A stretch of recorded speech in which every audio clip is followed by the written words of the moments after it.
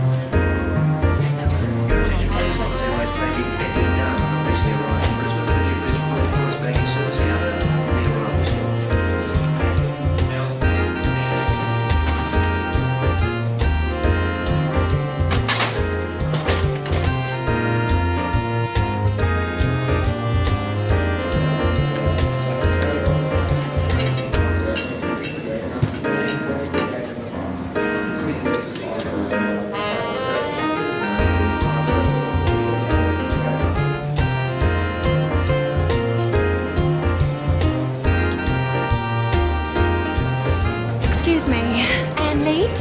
Yes, hello. I'm Sarah Taylor. I'm your new local buyer. Pleased to meet you. It's very kind of you to meet me. Oh, sorry, this is my husband, Mark. Good morning. How are you? Very well, thank you. How was your flight? Oh, actually, I'm a bit tired. It was a very long flight. Let's get your bags.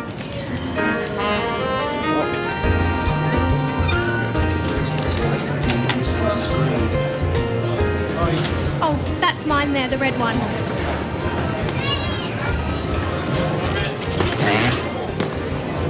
It's empty. Sorry. Don't worry, Mark's strong, aren't you, dear? No worries. Come on, let's go to the hotel.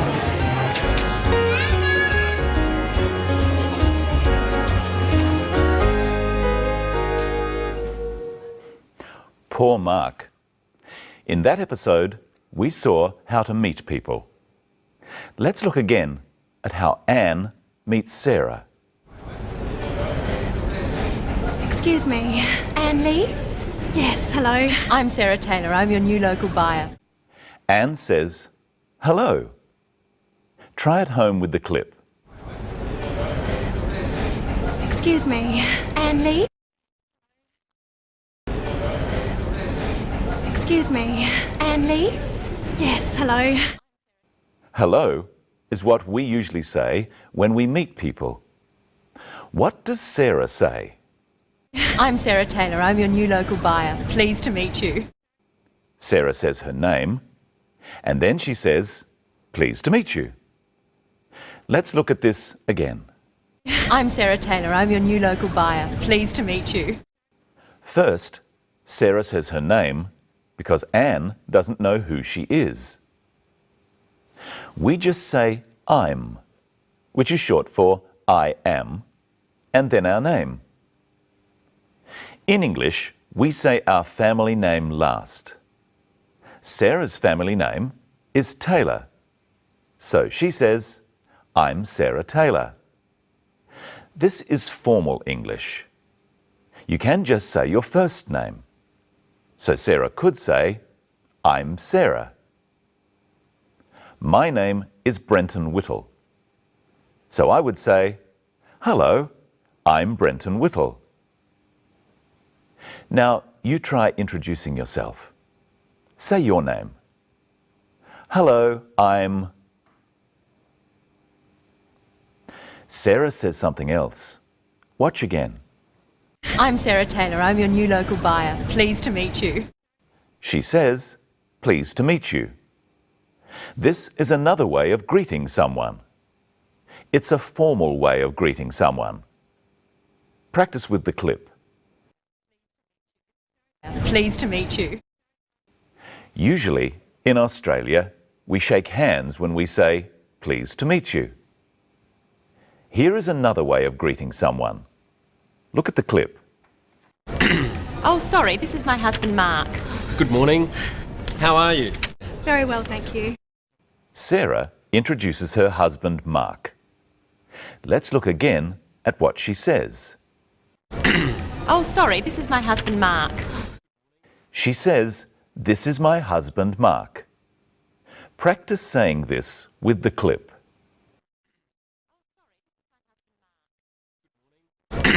Oh, sorry, this is my husband, Mark. Now look at how Mark greets Anne. Good morning. How are you? Very well, thank you. How are you is a very common way of greeting someone.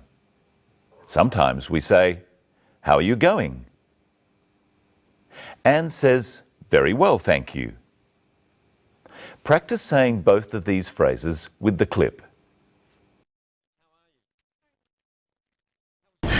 How are you? Very well, thank you. There's one more way of saying hello. Let's look. Good morning. How are you? Very well, thank you. Mark says, "Good morning."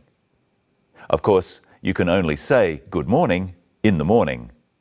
Try with the clip. Good morning.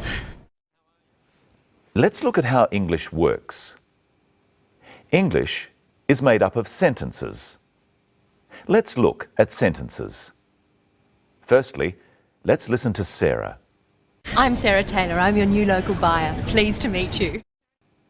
I'm is a way of saying I am. The word I is called the subject of the sentence. It comes first. Am is called a verb. It comes next. And her name, Sarah Taylor, is called the object. It comes after the verb. Many sentences have this pattern. Let's look at another one. Oh, sorry, this is my husband, Mark.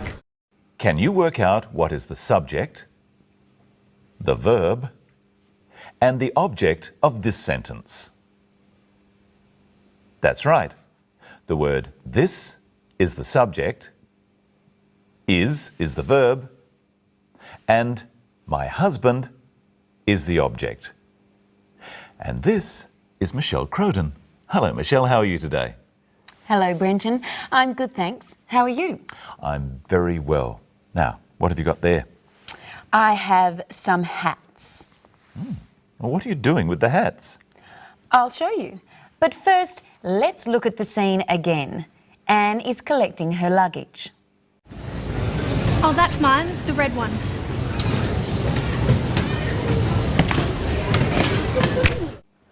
Anne said that her bag was the red one.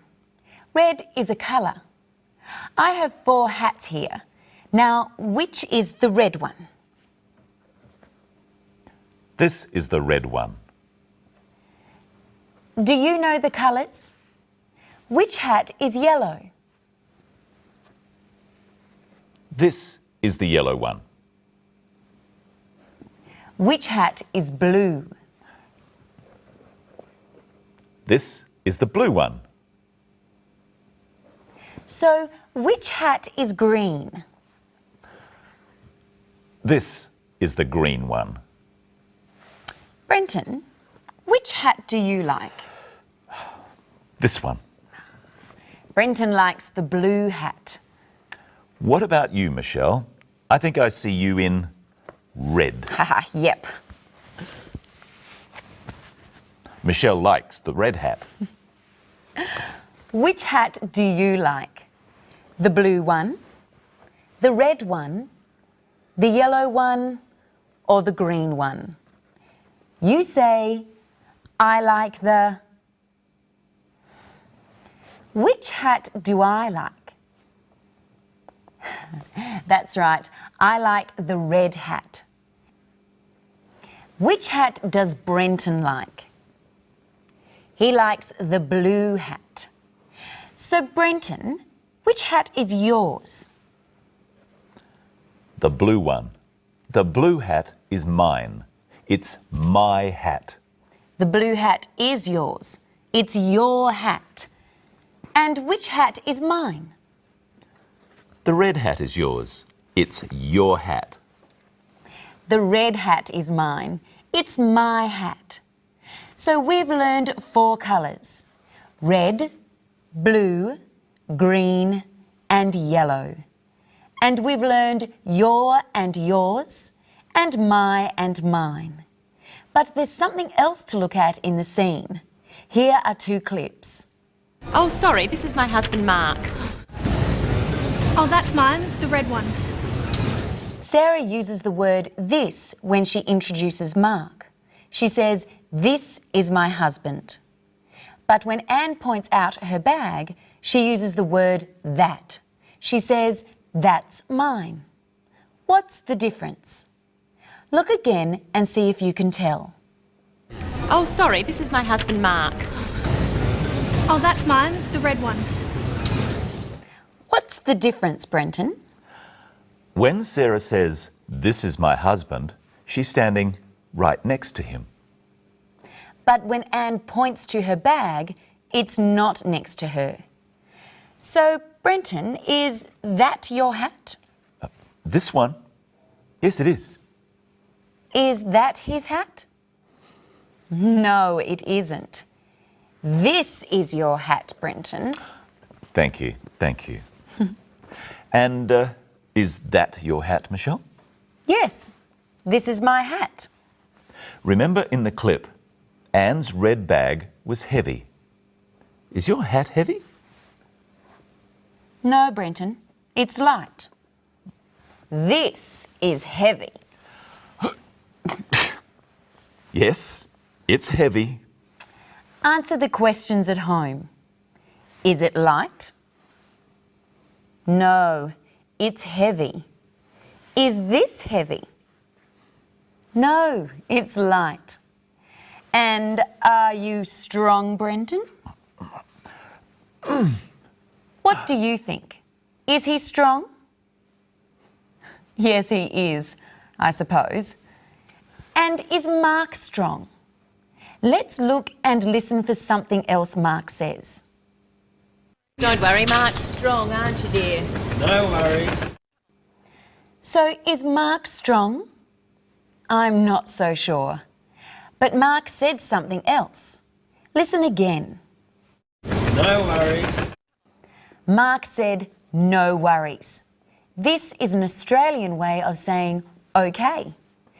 And finally, let's look at some different ways of saying hello. Remember what Mark said when he greeted Anne. He said, "Good morning."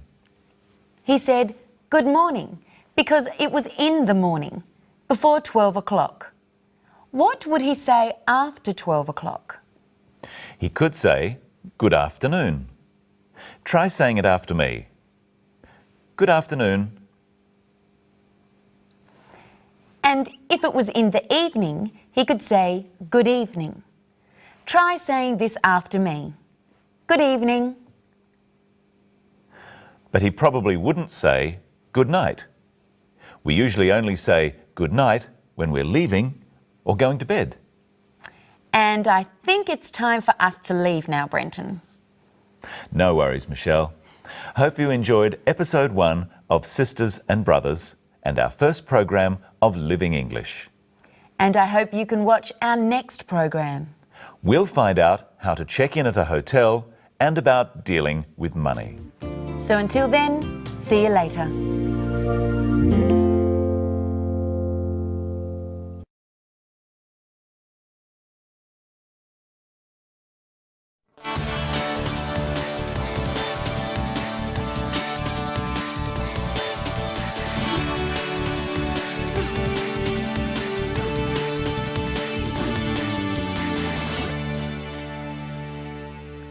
Hello, and welcome again to Living English, where we learn how to speak English for work, travel, or study. In each program, we look at a short drama, then practice our English. So let's see today's episode of Sisters and Brothers. Remember, in the last episode, Anne arrived from Singapore. She met her business partner, Sarah. Now, she's checking in at her hotel.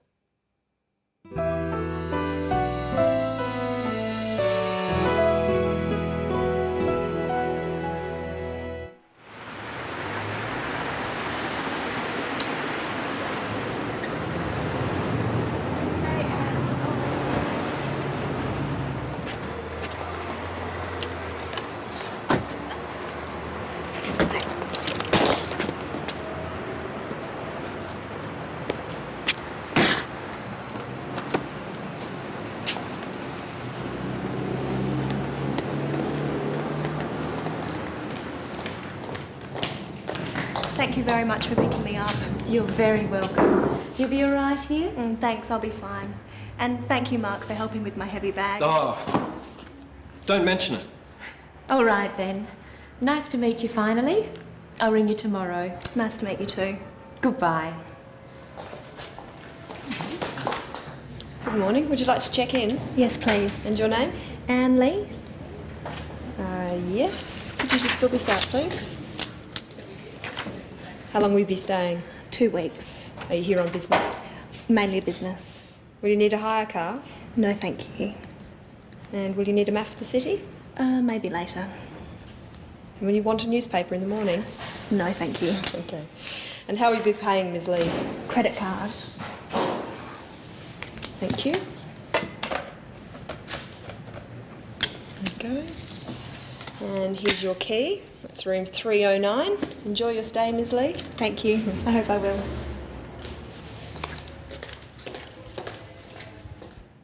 In that episode, we saw how to say thank you and how to reply. Let's have another look. Thank you very much for picking me up. You're very welcome. Anne says, thank you very much. This is a polite way of thanking someone.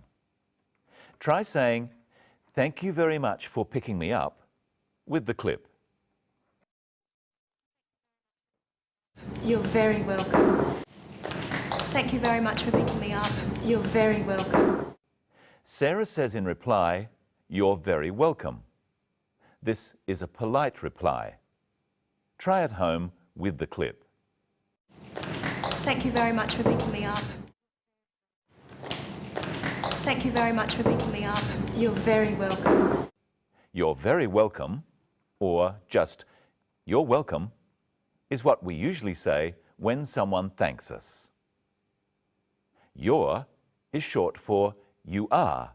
You are welcome. Now listen for how Anne says thank you to Mark. And thank you, Mark, for helping with my heavy bag. Oh, She just says thank you. There's another way of saying thank you for everyday things. Listen carefully. You'll be all right here? Thanks, I'll be fine. Anne said thanks to a polite question. For small things like this, we just say thanks. In our next clip, listen for what Mark replies when Anne says thank you. And thank you, Mark, for helping with my heavy bag. oh, don't mention it. Mark says, don't mention it. He's politely saying that Anne doesn't need to say thank you. Don't is a way of saying do not, and mention means say. Now try saying it yourself. And thank you, Mark, for helping with my heavy bag. Oh, And thank you, Mark, for helping with my heavy bag. oh, don't mention it. In that episode, we also saw how to say goodbye. Nice to meet you too. Goodbye. She says goodbye as she leaves. It's a formal way of saying that you are going. Practice saying goodbye with the clip. Nice to meet you too. Nice to meet you too. Goodbye. When you get to know someone a little better, you can say, see you later. Practice saying this after me. See you later. See you later. Now, let's look at how to ask questions about what you're going to do. How long will you be staying? 2 weeks. How long will you be staying?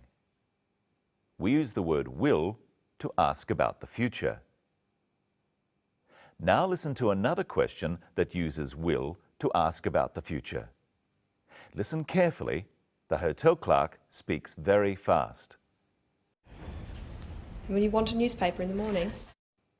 Here's another question from the clerk. And will you need a map of the city? And here's another one. Will you need a hire car? All these questions are about what Anne will do in the future. They ask about her plans. They ask about what she intends to do or what she is going to do. For example, the question, will you need a hire car is asking about the future, about what Anne might need in the next few days. Now listen carefully in our next clip for another use of will to ask about the future. Thank you very much for picking me up. You're very welcome. You'll be all right here? Will you be all right here? Sarah wants to know how Anne will be in the next few days while she is staying at the hotel. In the next clip, see how the word will is used when you are not asking a question. And here's your key. That's room 309. Enjoy your stay, Ms. Lee. Thank you. I hope I will. Anne replies, "I hope I will," to the clerk, telling her to enjoy her stay at the hotel. She hopes that in the future she will enjoy staying at the hotel. If you are not asking a question, you use the word will after words such as she. She will need a hire car. I will need a hire car. And you will need a hire car. These sorts of words, I, she, you, are called pronouns. We use will before pronouns in questions. So if I say, will you need a hire car? It's a question. Listen to the difference. Will you need a hire car? You will need a hire car. Can you tell which one of these is a question? Will you enjoy your stay? Or, you will enjoy your stay. Will comes before you, so will you enjoy your stay is a question. It's asking about something in the future. When will comes after you are just saying what you think is going to happen. You will enjoy your stay. And here is Michelle. Hello, Michelle. How are you? I'm fine, thanks, Brenton. Hello, everyone. What will we talk about today? We'll talk about how to pay for things and more about the word will. Now, Brenton, you're going on a holiday to Fiji. I am? Let's pretend. I've brought some things here. Ask me if you'll need them, and you ask at home too, using will I need. Remember, it's hot in Fiji and there's lots of beaches. All right. Sunscreen. Will I need sunscreen? What do you think? Yes, you will. Traveller's checks. Will I need traveller's checks? Yes, you will. Sunglasses. Will I need sunglasses? Yes, you will.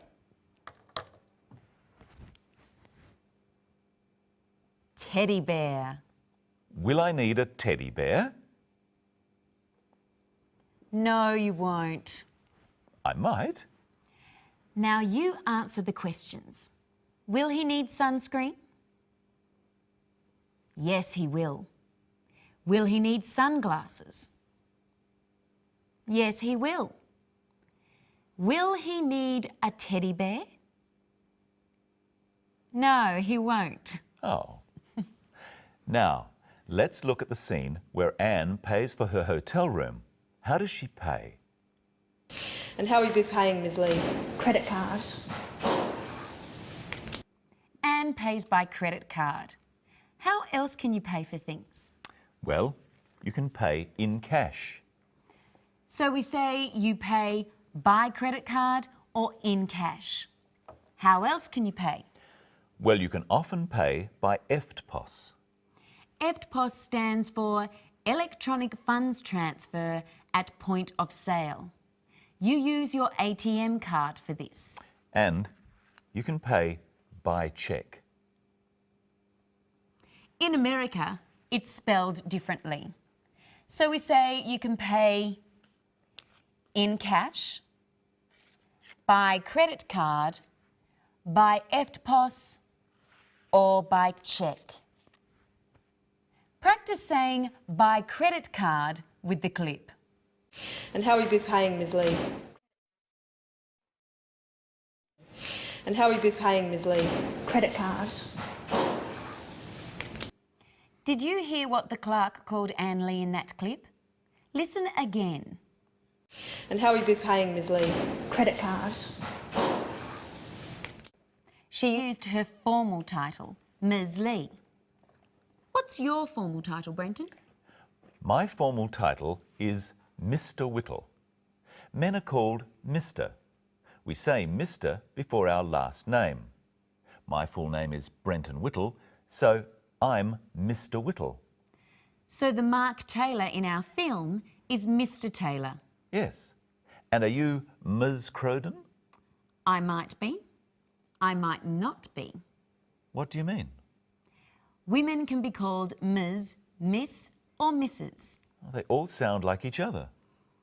Yes, but they're different. You can only be called Miss if you're not married and Mrs. if you are married. Are you a Miss or a Mrs.? I like to be called Ms. Any woman can be called Ms., just like any man can be called Mr. Practice these after me. Mr. Whittle. Mrs. Taylor. Miss Taylor. Ms. Lee. Have a go at saying Ms. Lee with the clip. And how will you be paying, Ms Lee? Now it's time for a memory test. How are you going to pay? By credit card? By cheque? In cash? And I hope you'll watch our next program. We'll find out how to make appointments and about words to do with time. So until then, see you later.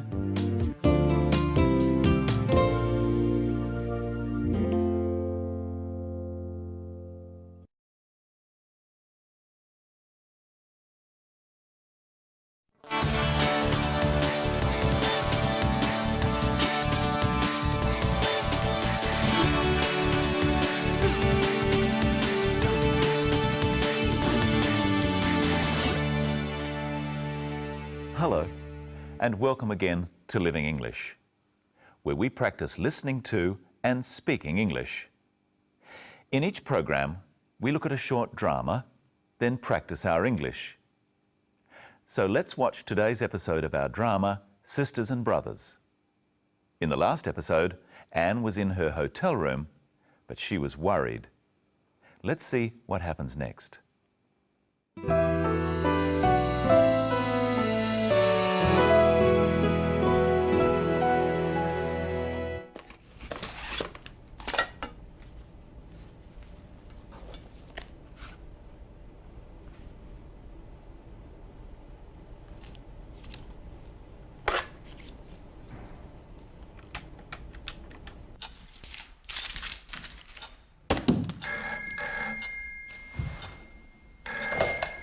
Hello? Barber's Private Investigation.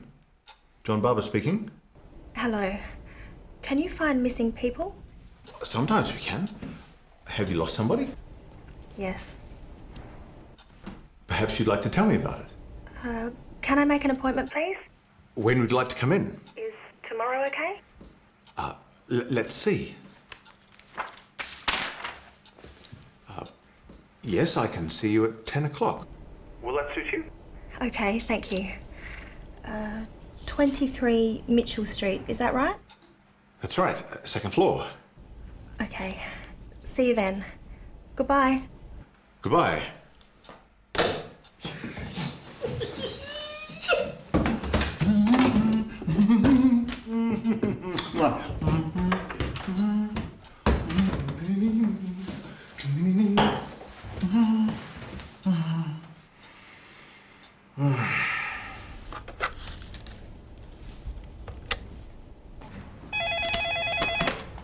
Hello? Hello, reception. What time is it, please? It's 5 o'clock. And what time do you serve dinner? The restaurant opens in an hour and dinner is served between 6 and 9 p.m. And breakfast? Breakfast is served between 7 and 9:30 a.m, ma'am. Thank you. You're welcome.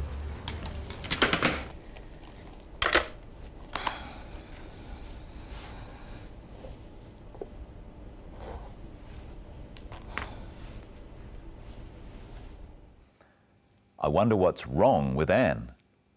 You'll have to watch the next episode to find out. In that episode, we saw Anne use the phone to make an appointment. Let's listen again. Perhaps you'd like to tell me about it. Can I make an appointment, please? When would you like to come in? Is tomorrow okay? Let's see. Yes, I can see you at 10 o'clock. Will that suit you? First, Anne asks for an appointment or a meeting. Can I make an appointment, please? Now try saying it yourself with the clip. Can I make an appointment, please? Now listen to what John says. When would you like to come in? He asks when. He wants to know what time is best. Now practice saying it with the clip. When would you like to come in? What day does Anne want to come in? Is tomorrow okay? Tomorrow is the next day, or the day after today. If today is Monday, tomorrow is Tuesday. The day before today is called yesterday. So what time is Anne's appointment? Let's see. Yes, I can see you at 10 o'clock. 10 o'clock. We put o'clock after the number of the hour. 10 o'clock is exactly at 10, not after or before. Listen again and then try saying it yourself. Yes, I can see you at 10 o'clock.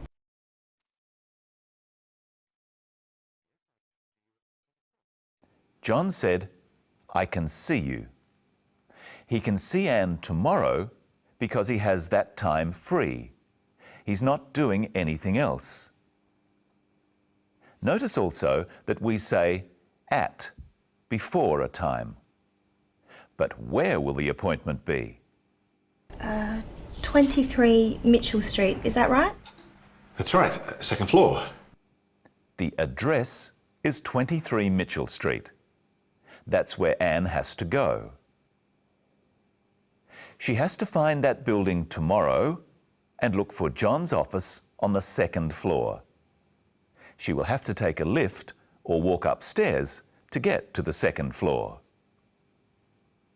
In our last episode, we looked at how saying the word will before words such as you or I is used in questions.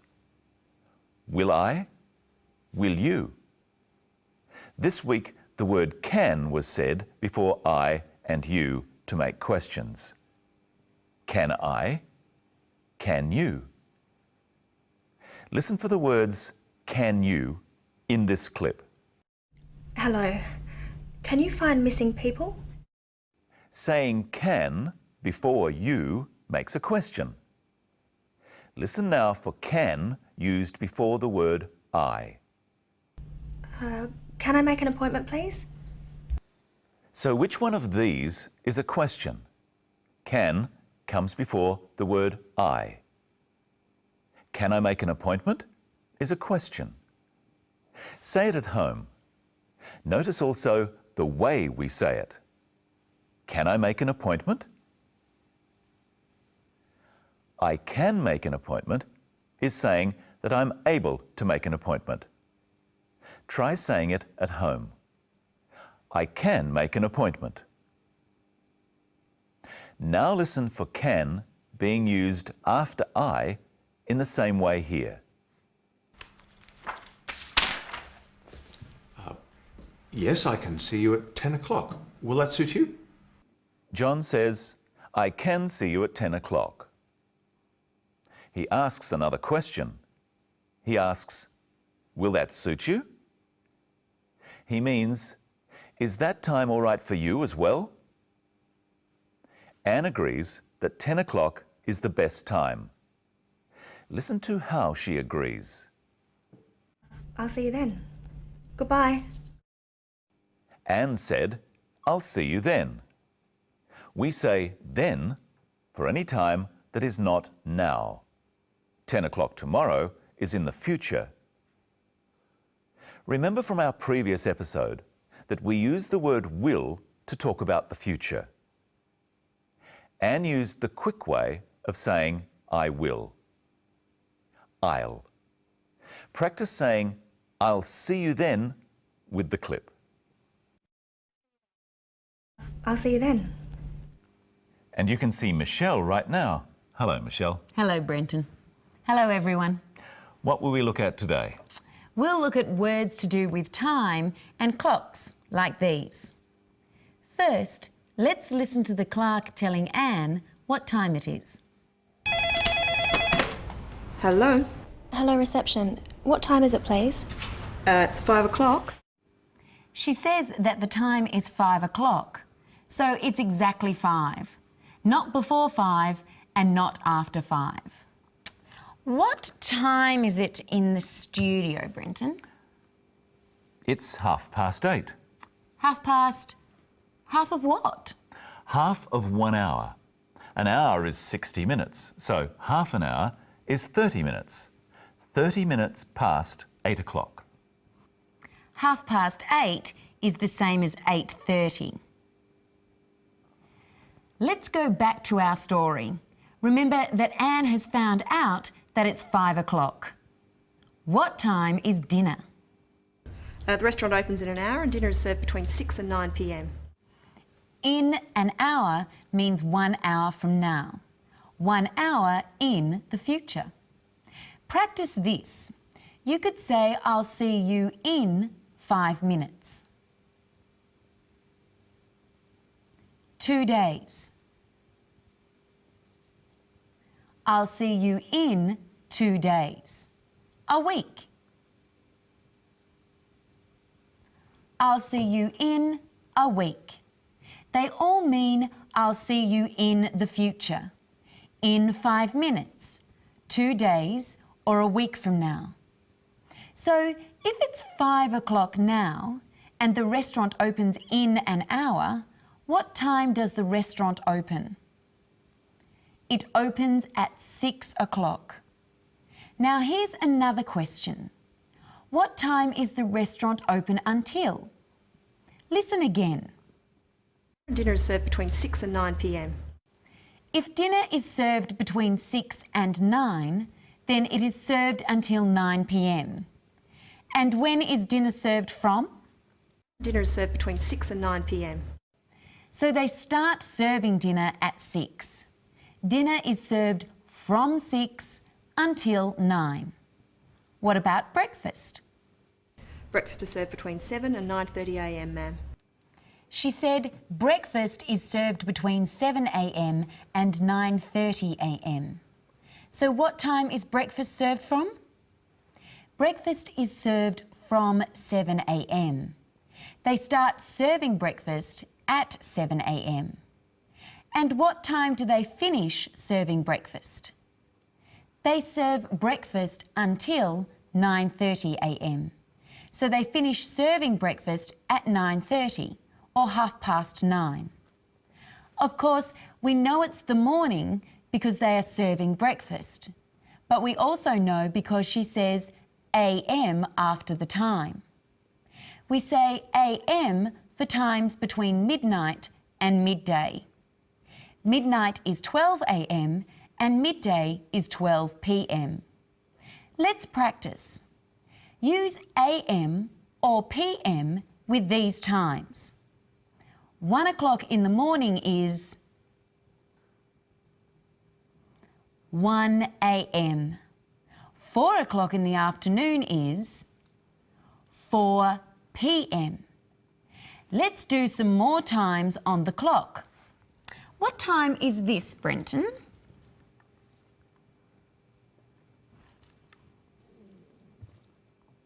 A 8:15.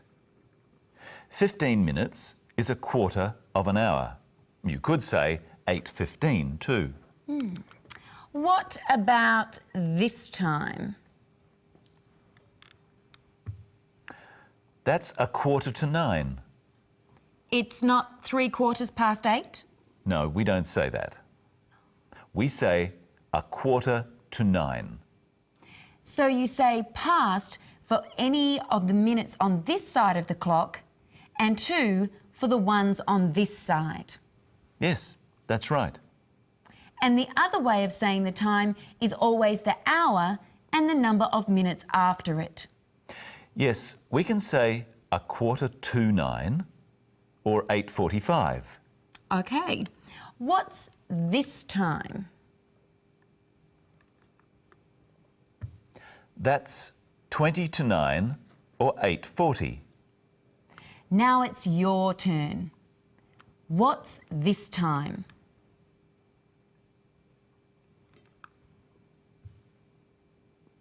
It's 10 to 9 or 8:50. What's this time?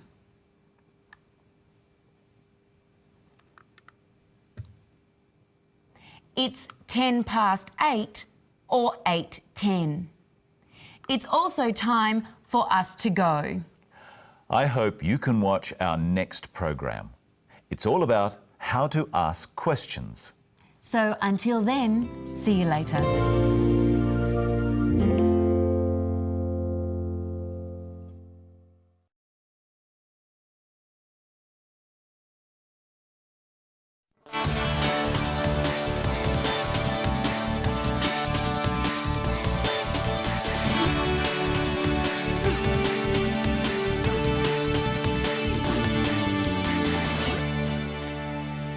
Hello. Welcome to Living English. Today, we're looking at directions. How do you ask for directions when you're in a strange city? Remember from last episode, Anne has an appointment with a private detective. Now she has to find his office. Let's see how she goes in today's episode of Sisters and Brothers.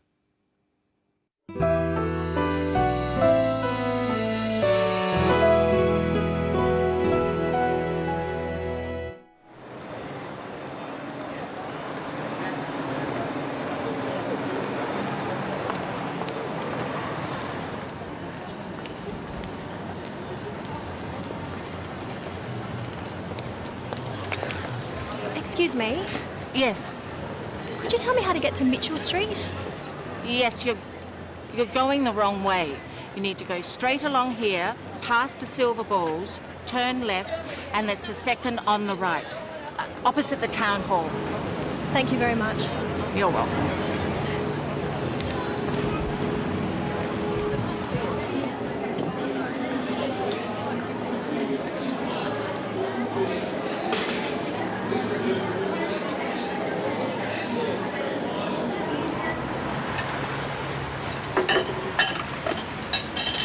Excuse me, Yes, I'm looking for number 23, Barber's Private Investigator. over there, next to the trees. Oh, thank you. Good luck. You'll need it.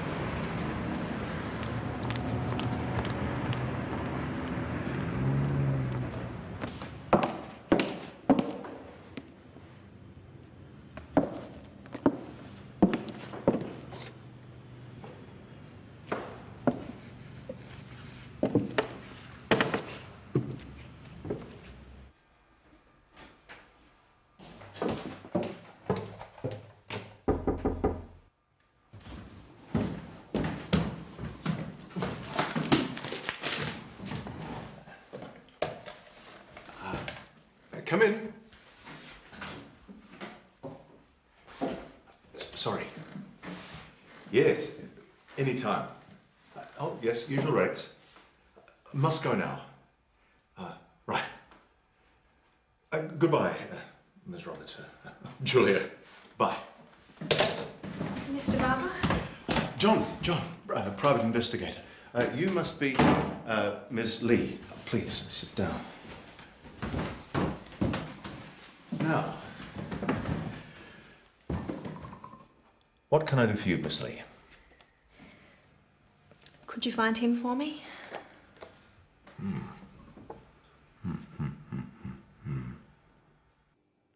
Who's the man in the photograph? We'll find out in the next episode. But first, let's look again at how Anne asks for directions. Excuse me, Oh, yes. could you tell me how to get to Mitchell Street? Anne says, "Excuse me." This is polite because the woman is a stranger. Let's practice that. Make sure you say excuse and not excuse. Excuse me, How does Anne ask for directions? could you tell me how to get to Mitchell Street? Anne asks politely for directions. She says, "Could you tell me how to get to where she wants to go?" Let's try at home with some different places. First, Smith Street. Ask how to get to Smith Street.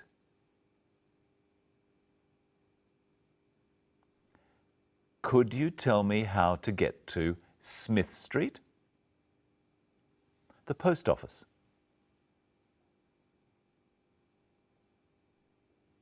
Could you tell me how to get to the post office? The airport. Could you tell me how to get to the airport? Now let's listen to the directions. Yes, you're going the wrong way. You need to go straight along here, past the silver balls, turn left, and it's the second on the right, opposite the town hall. Thank you very much. You're welcome. We'll look at some of those words a bit later. Anne asks someone else for directions. Watch how she asks this time. Excuse me, Yes. I'm looking for number 23, Barbara's private investigator. Anne says what she is looking for. She says, "I'm looking for number 23. This is the street number. You try saying this with the clip.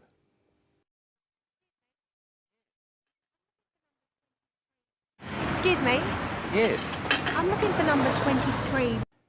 Anne is talking about what she is doing now. She is looking for something. I'm looking for is short for I am looking for. This is called the present continuous tense.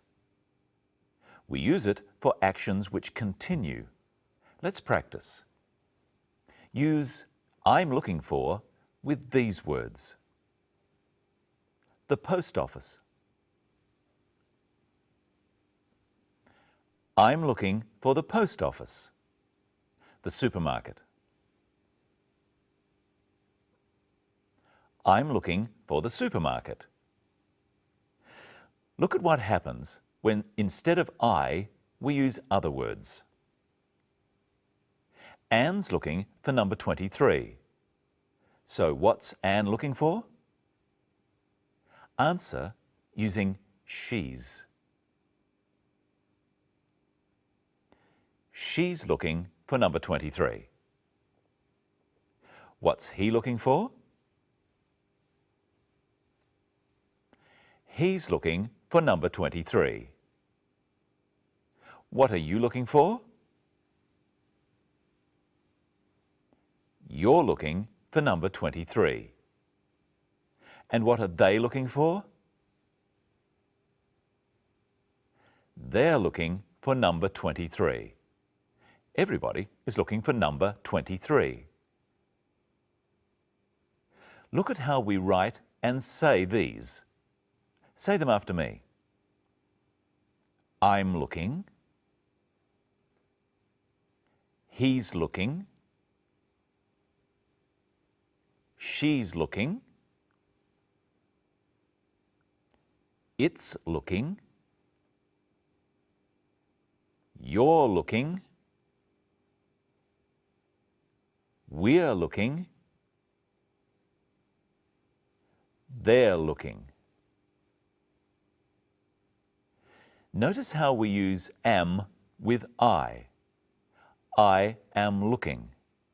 But we usually say, I'm looking.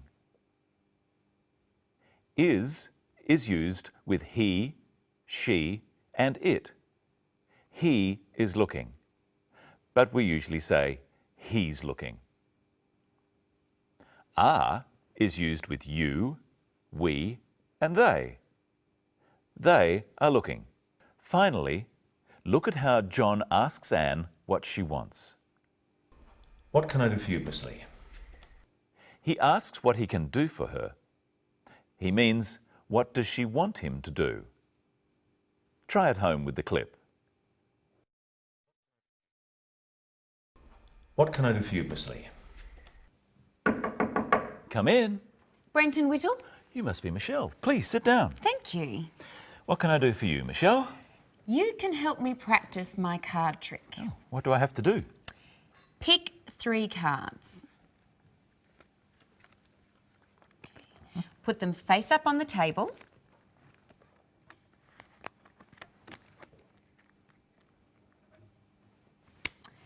So we have an ace, a queen, and a 10. Where's the queen? In the middle. The queen is in the middle. Where's the ace? On the left. The ace is on the left. And where's the 10? On the right. The 10 is on the right. Now, you try at home. I'll just mix them around a bit.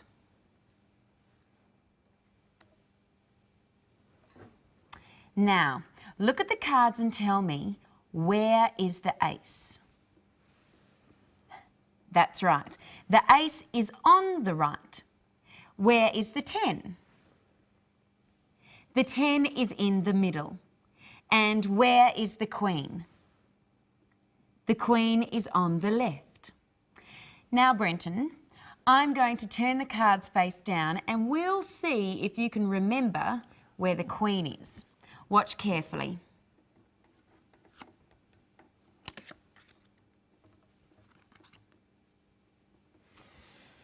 Now, where's the queen?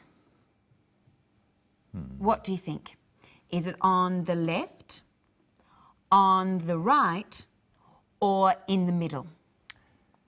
I think it's on the left. Let's have a look. Oh, no, that's the 10. I think the queen is in the middle. Sorry. Let's look again at our episode of Sisters and Brothers and see how many words you can hear describing where things are. You need to go straight along here, past the silver balls, turn left, and that's the second on the right, opposite the town hall. The woman tells Anne to go straight along, that is, don't turn. Then she says it's past the silver balls. It is further along from the silver balls in the same direction. She tells Anne to turn left, and then she says it's the second on the right. She means Anne should turn to the right at the second street she comes to. Finally, the woman says it's opposite the town hall. That is, it is directly across the street from the town hall. Look at another part of the story. Over there, next to the trees. The place Anne is looking for is next to the trees. Now we have some new words to describe where something is. Brenton, I'm going to put another card down here. It's a 2. Now, where is the 2? The 2 is on the left. Is there another way we can describe where it is? It's next to the queen. And where is the queen? The queen is between the 2 and the ace. That's right, it's between them. There's a card on one side and another one on the other side of the queen.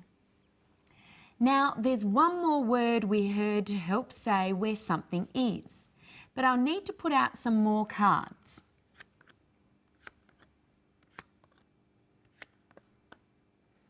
Now, Brenton, how would you describe where the Queen is now?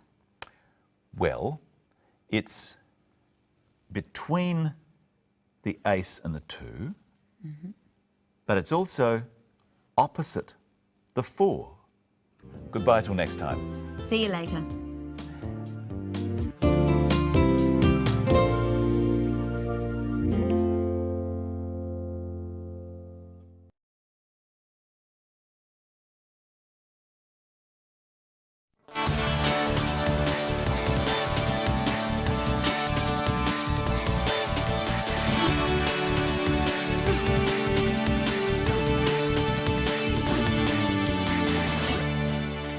Hello, welcome to Living English. How do you ask people about themselves? That's what we are looking at today in Living English.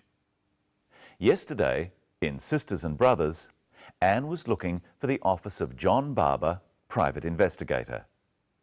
Today, let's find out what happens when she meets him. Here's Sisters and Brothers.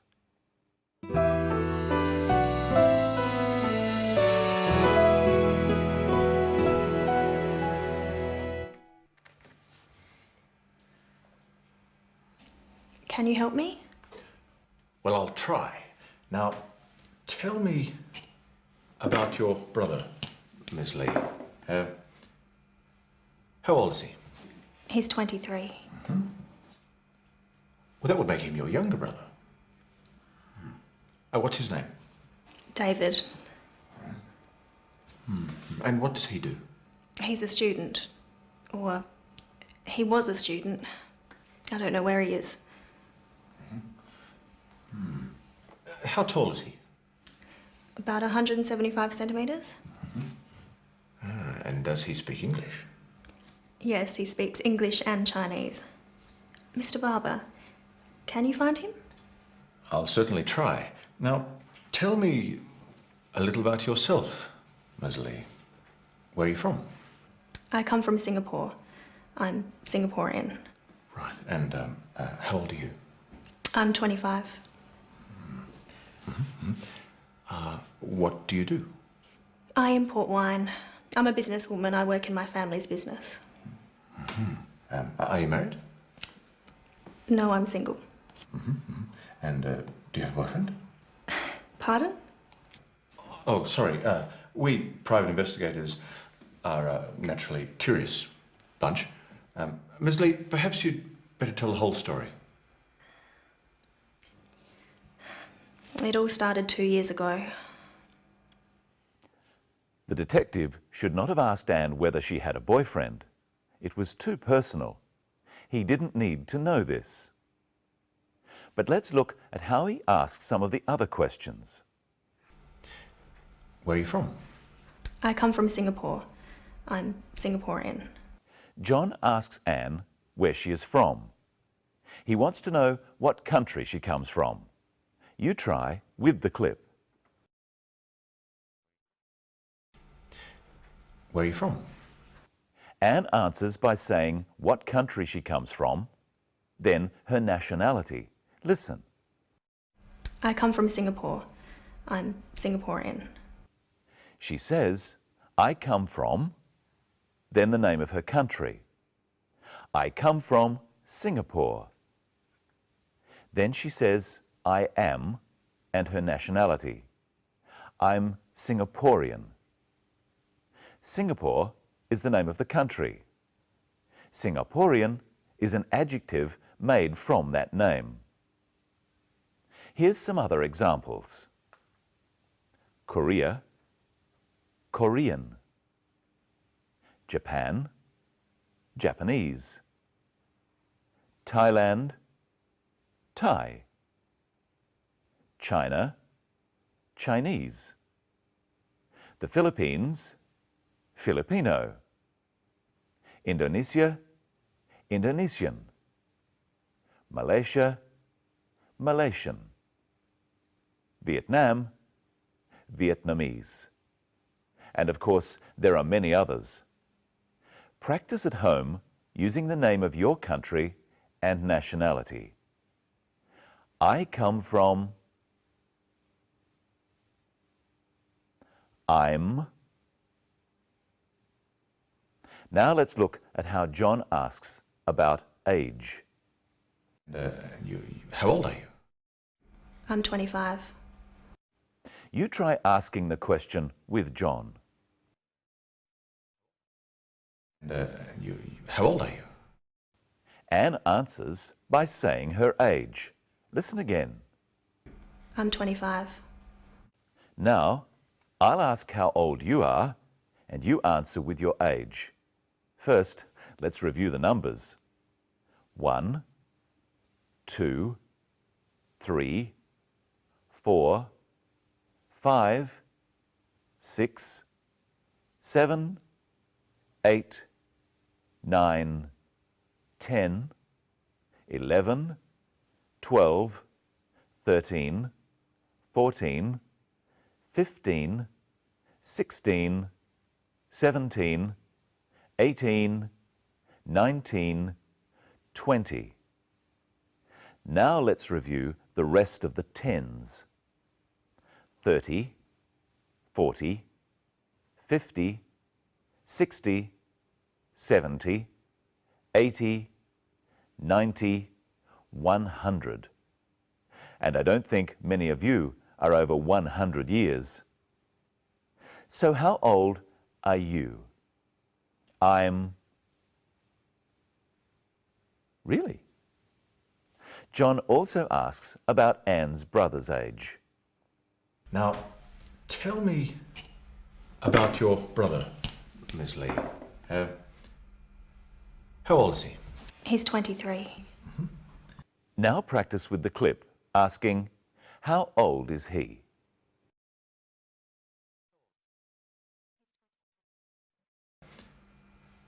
How old is he? He's 23.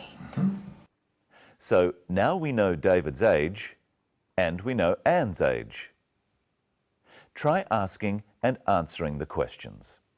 First, David. Ask his age. And answer. He's 23. Ask her age. And answer. She's 25. And how old are you again? That's right, I remember. Let's look at some of the other questions John asks. What's his name? David. And what does he do? He's a student. Now you try. First, ask his name. What's his name? Now ask what he does. He's a student. And what does he do? He's a student. Here's some other questions about David. How tall is he? About 175 centimetres. And does he speak English? Yes, he speaks English and Chinese. Now you try at home. How tall is he? And does he speak English? John asks Anne some questions too. Watch. How old are you? I'm 25. What do you do? I import wine. I'm a businesswoman. I work in my family's business. Are you married? No, I'm single. Let's look at how we ask questions. John asks Anne if she is married.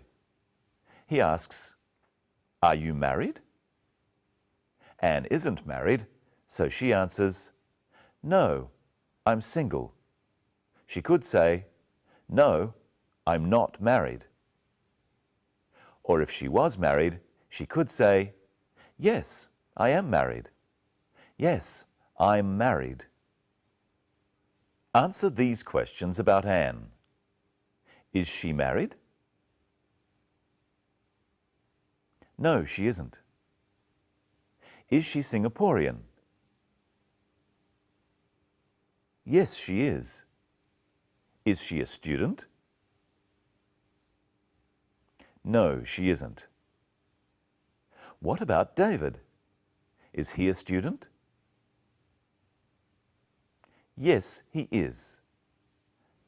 And now here's Michelle. Hello, Michelle. Hello, Brenton. Are you well? Yes, I am, thanks. What have you got there? We're going to find out some information about you. Remember in the story, John asked Anne this question. How tall is he? About 175 centimetres. So let's find out about Brenton. How tall is he?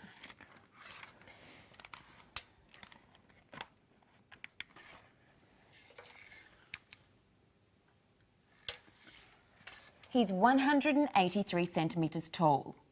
So how tall are you, Brenton? I'm 183 centimetres tall. I'm 183 centimetres. And we could also ask, what is your height? My height is 183 centimetres. Now, let's find out what Brenton weighs. Could you step onto the scales for me? Now, how much does he weigh? Or we could say, what is his weight? He weighs 90 kilos. His weight is 90 kilos. Let's look again at how to ask questions. Firstly, questions using are or is. What is his height? We also use is in the answer. His height is 183 centimetres. What is his name? His name is Brenton. Some questions use do or does. With these questions, the answer is usually yes or no. Does he speak English? Yes, he speaks English. Here we use the verb from the question in the answer to. Does he have dark hair? Yes, he has dark hair. But we could also just say, yes, he does, or no, he doesn't. I think we need to find out a few details about you, Michelle. Fire away.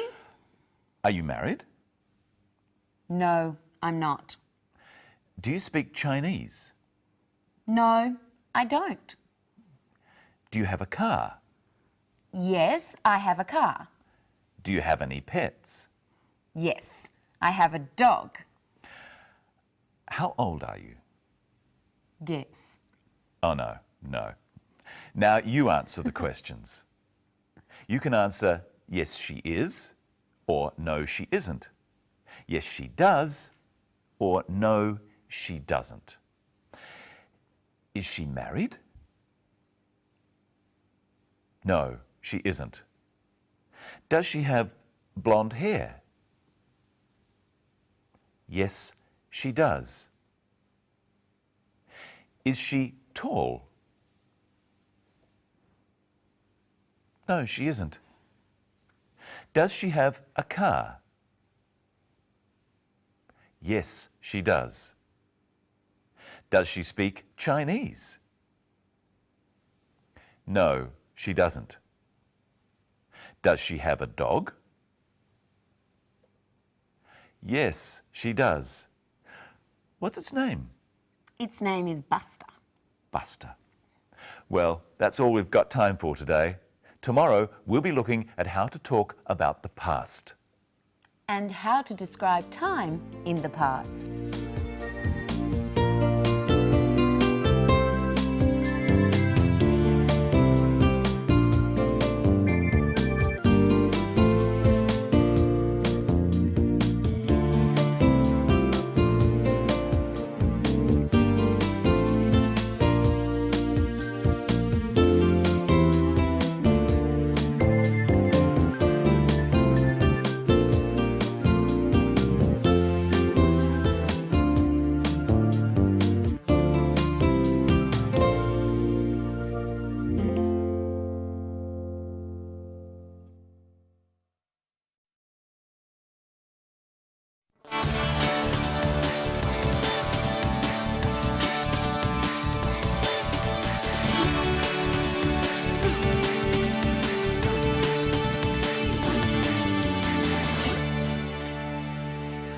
Hello, welcome to Living English.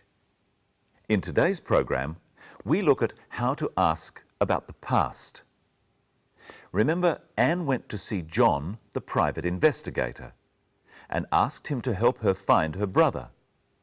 In today's episode, Anne tells John more about her brother. Let's see what she says.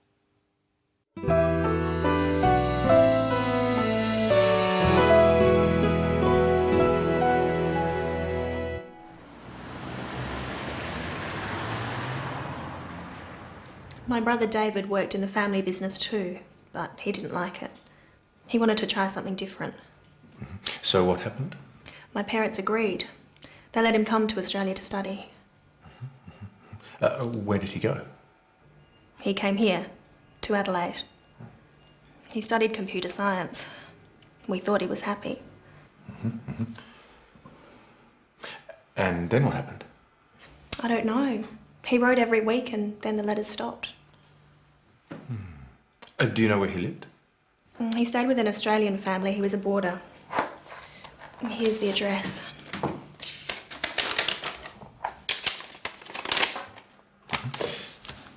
Did you phone them? Yes, of course. He left there a year ago. They don't know where he went. Does he have a mobile phone? I don't know. He did, but he doesn't answer it now.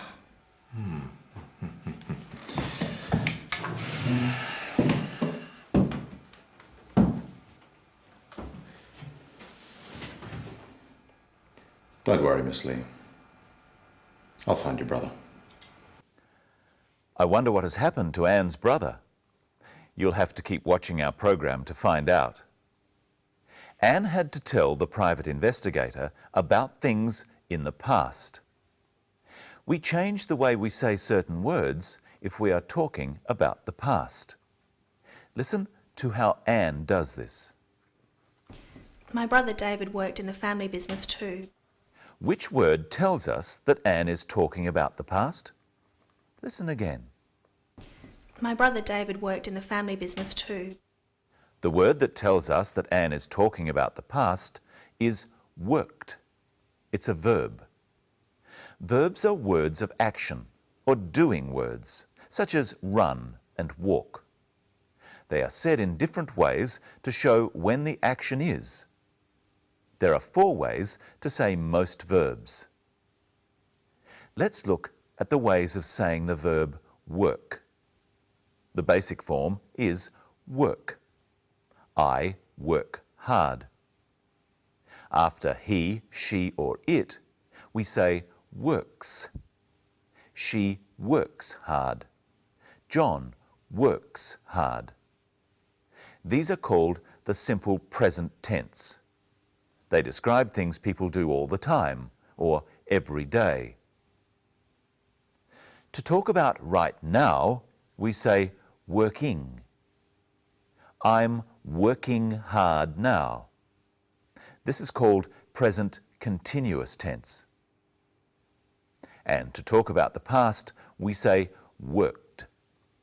I worked hard yesterday. This is called past tense. The most common sound we use on the end of verbs to form the past tense is d. Work, worked. See how we spell the sound d. Now try saying worked with Anne.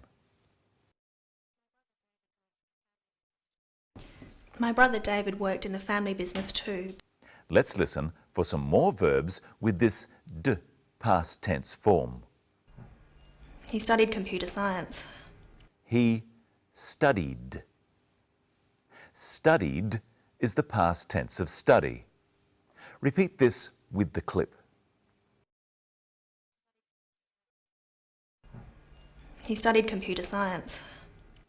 Now listen for another past tense with a d sound on the end. He stayed with an Australian family. He stayed. Stayed is the past tense of stay. Most verbs have this sort of past tense. We call them regular verbs.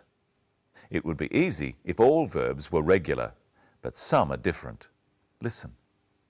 He wrote every week and then the letters stopped. Wrote is the past tense of write, not righted. We call these sorts of verbs irregular.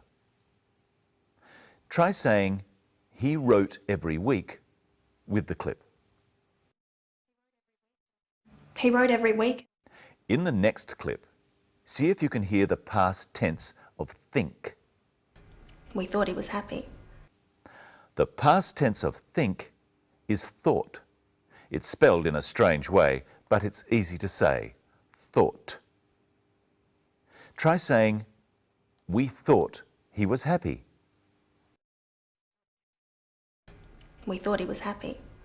Did you notice the other verb used all the time in English in its past tense form? Listen again. We thought he was happy. Was is the other verb in its past tense form. Was is one of the forms of the verb to be. It's very important, and you need to know how to use it. When we are talking about the present, about now, we use is. He is happy now. To talk about the past, we say, he was happy yesterday. And you can say, I was happy, or she was happy. But you must say, you were happy, they were happy, and we were happy. Both was and were are past tense. Have a try at using the right one for talking about the past. I happy. I was happy. They happy. They were happy. You happy. You were happy. He happy. He was happy. It's time to say hello to Michelle. Hello, Michelle. Hello, Brenton. Hello, everyone. What are we going to do today? We're going to talk about the past. How to ask about the past and how to say things so that people know what time you are talking about. You can start by asking me about my past. Okay. You're very smart. Did you go to university? Yes, I did. I enjoyed university. I studied drama. It was fun. Now pretend that we've travelled back to the time I was at university and ask me about it. All right. Do you go to university? Yes, I do. I enjoy university. I study drama. It's fun. Now you're in the present. Yes. Ask me about the past again.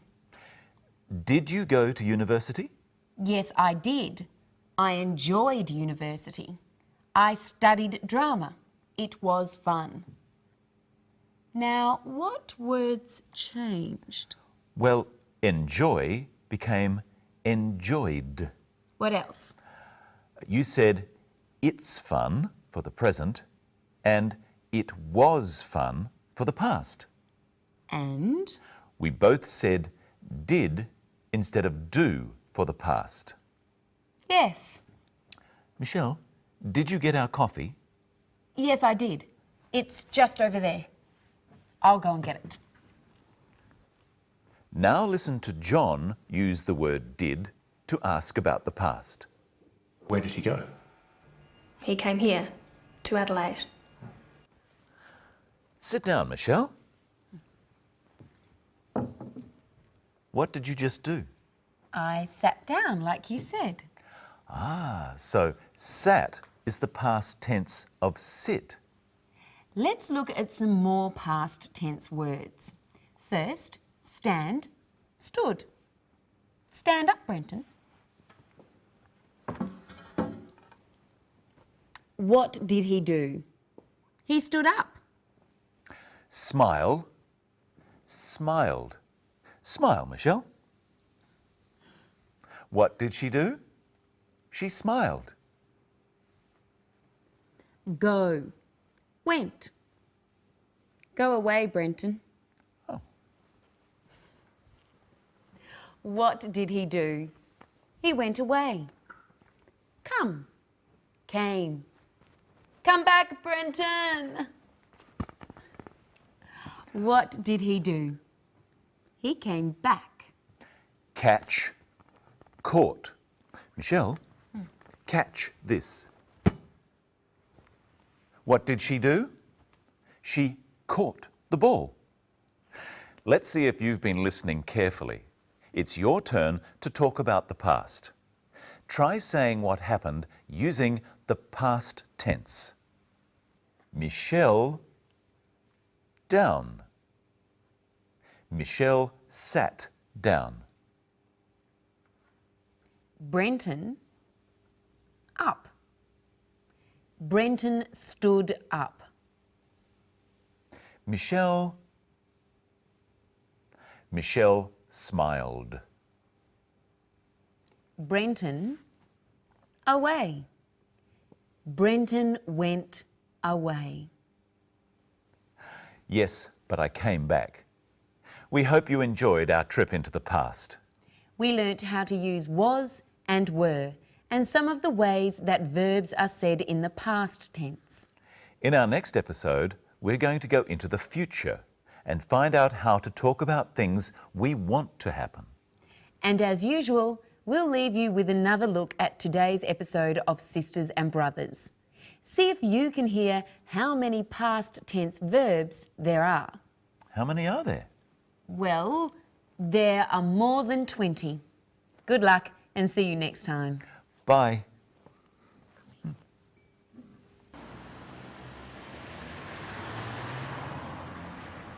My brother David worked in the family business too, but he didn't like it. He wanted to try something different. So what happened? My parents agreed. They let him come to Australia to study. Where did he go? He came here, to Adelaide. He studied computer science. We thought he was happy. And then what happened? I don't know. He wrote every week and then the letters stopped. Do you know where he lived? He stayed with an Australian family. He was a boarder. Here's the address.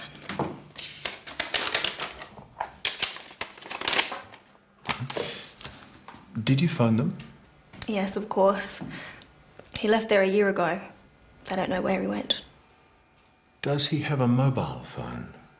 I don't know. He did, but he doesn't answer it now.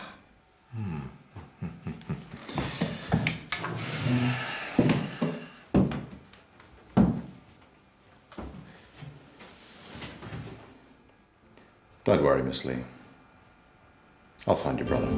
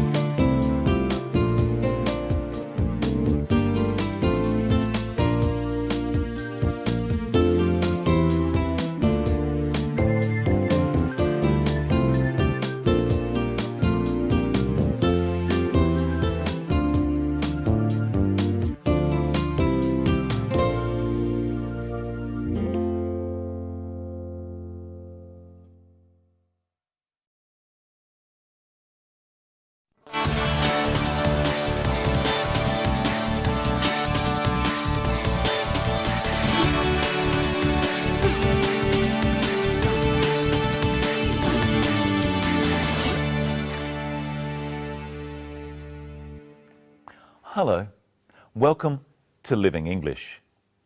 In today's episode, we'll look at words you can use to make plans and invite someone to your house. And we'll be looking at how to talk about the future and what is going to happen.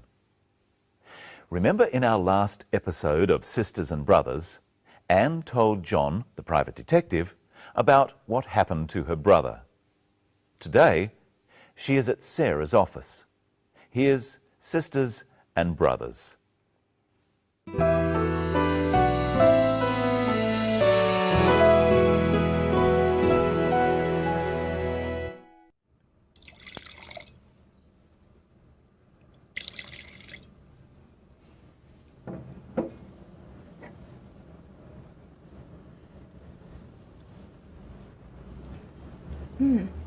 It's very smooth.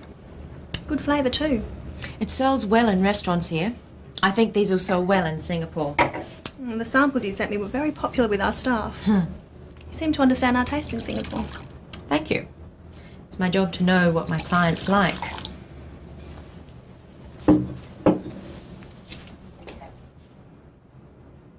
So, are you enjoying the city? It's very nice. What are you going to do tomorrow? I don't know. I'll probably stay in the hotel and relax. Why don't you come to lunch with us at home? Oh, thank you, but you have your family. Yes, and they want to meet you. We're going to have roast chicken, traditional Aussie food. Sounds good. All right, I'll come. Great. What time? We eat at about 1 o'clock, so about 12:30. I'll show you the house. Okay, thank you. I'll get my brother to pick you up. No, that's okay. I'll get a taxi.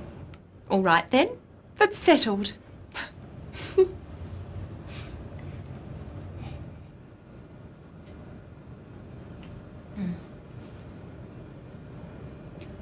Let's look at how Sarah asks Anne about her plans.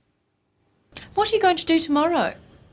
I don't know. I'll probably stay in the hotel and relax. Sarah asks, "What are you going to do?"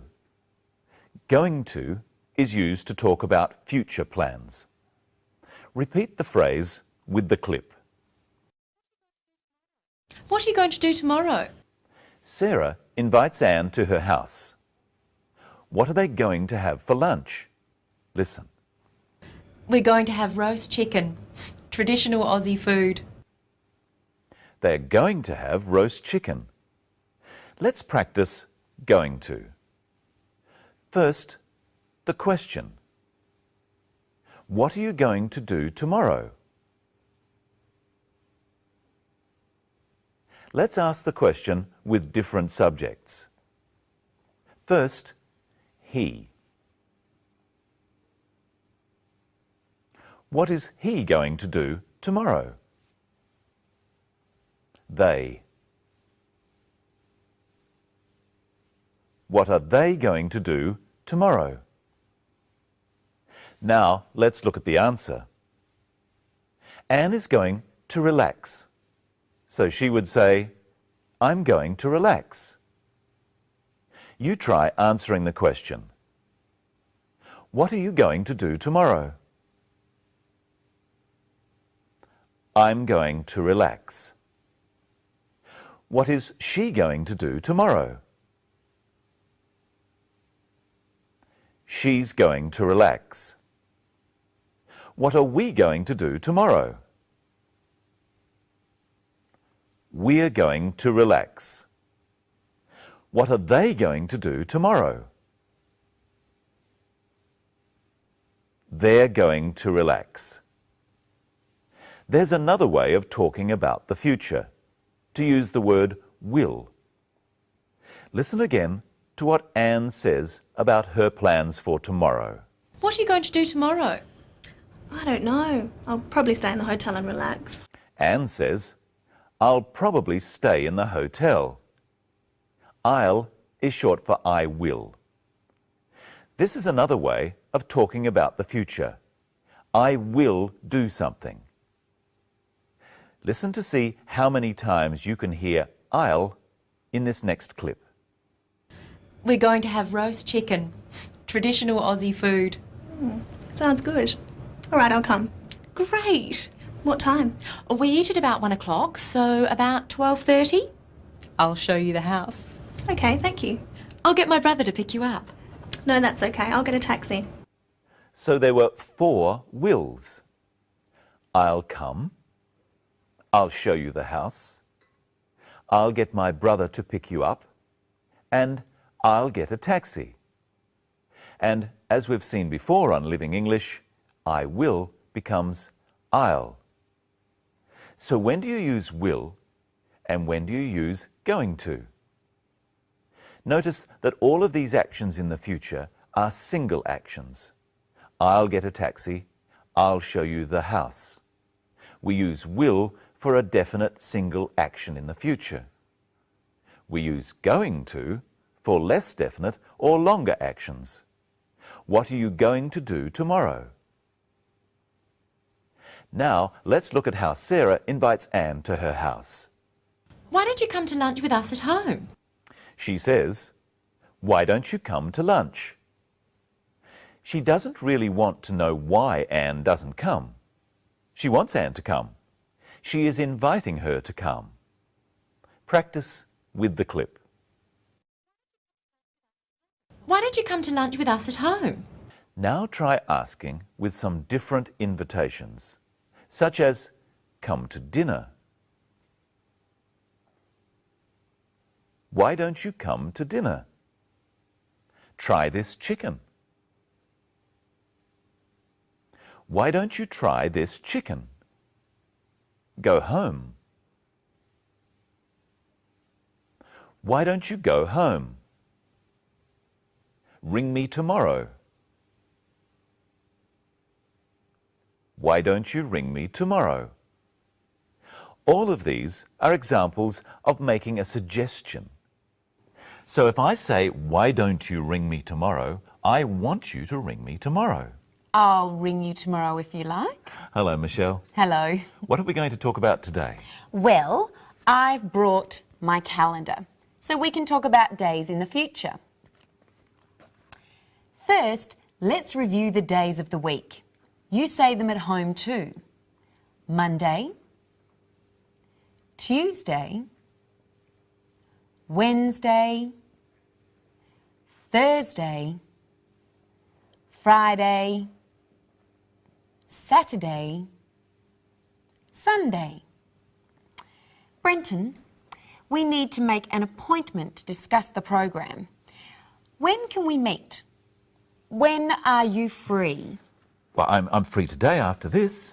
No, I'm seeing a friend today. What about tomorrow? I'm busy tomorrow, I'm working. What about Wednesday?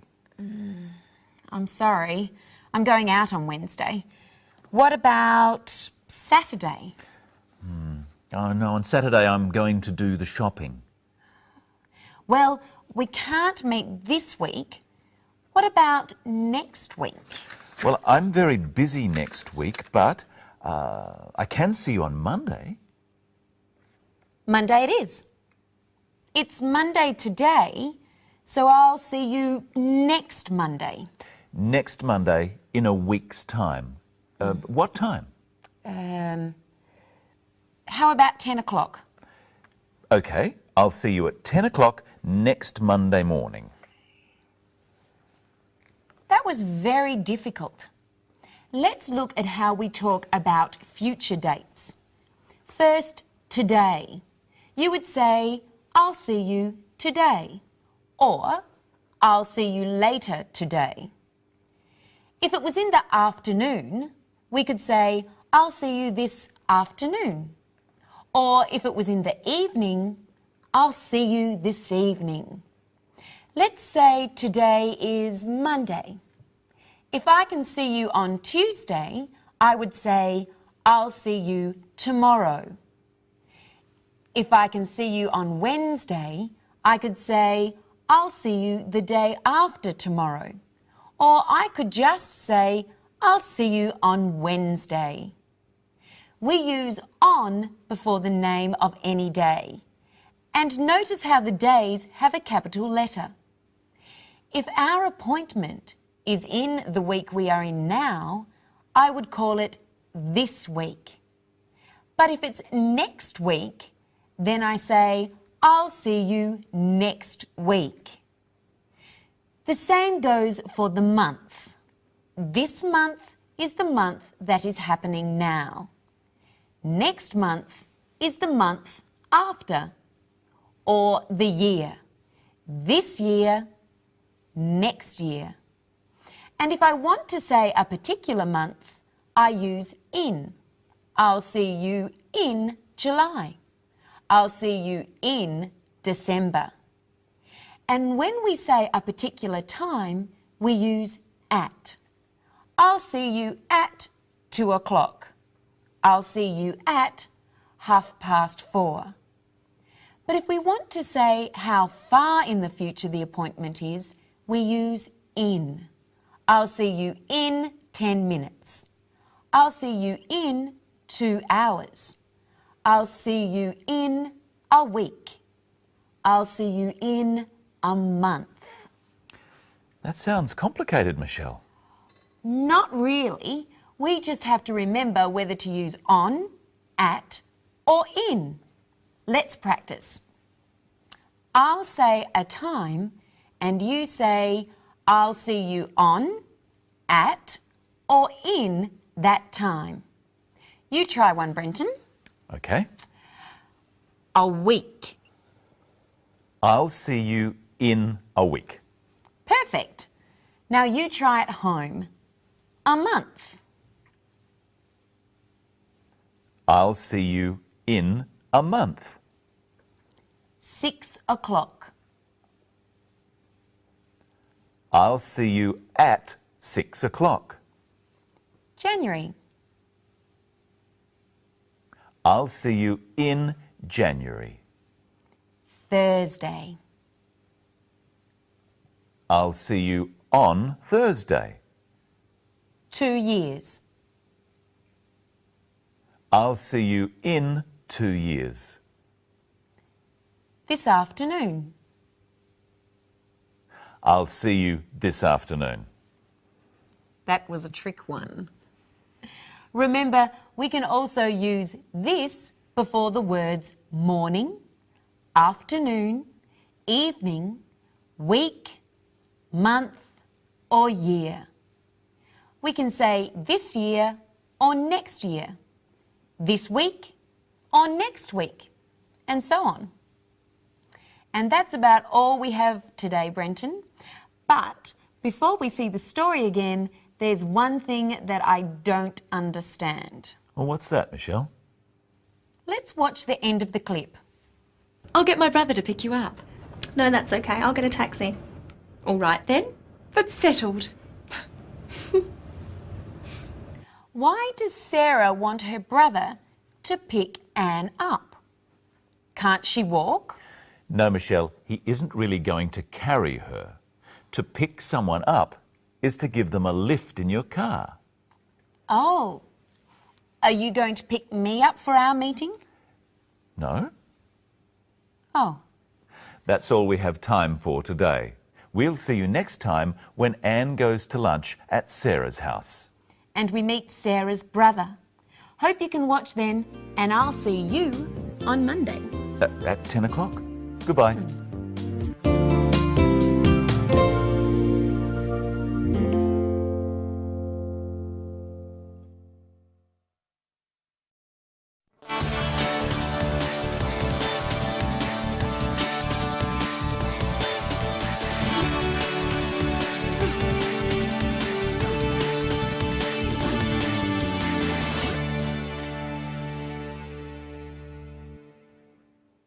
Hello. Welcome to Living English. Today, we'll learn how to talk about paying, some words to describe where you live, and how to talk about your family. In our last episode of Sisters and Brothers, Sarah invited Anne to her house for lunch. In today's episode, Anne is on her way to Sarah's house. So let's see what happens.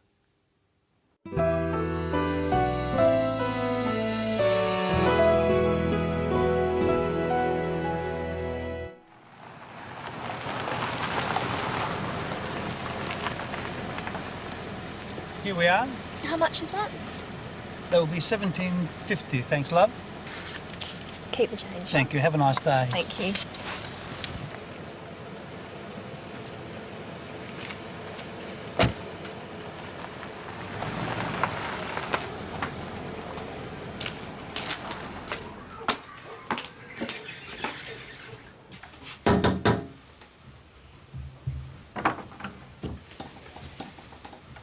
Hello, I'm Anne.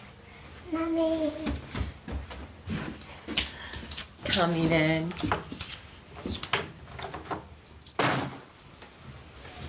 What a beautiful house. It's been a lot of work, but we're getting there.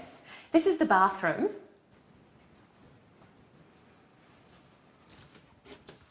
This is my daughter's bedroom. And here's the kitchen. Anne's here. You've met my daughter Louise. Hello, Louise. I'm helping. Yes, I see. And my husband Mark. Hello again. Oh, sorry about my heavy bag. Just kidding. But you haven't met my little brother? This is Steve. I was going to pick you up this morning. You wouldn't let me. I'm sorry. I like to find my own way around. No worries. Maybe another time. Yes, maybe. Come on, let's go outside.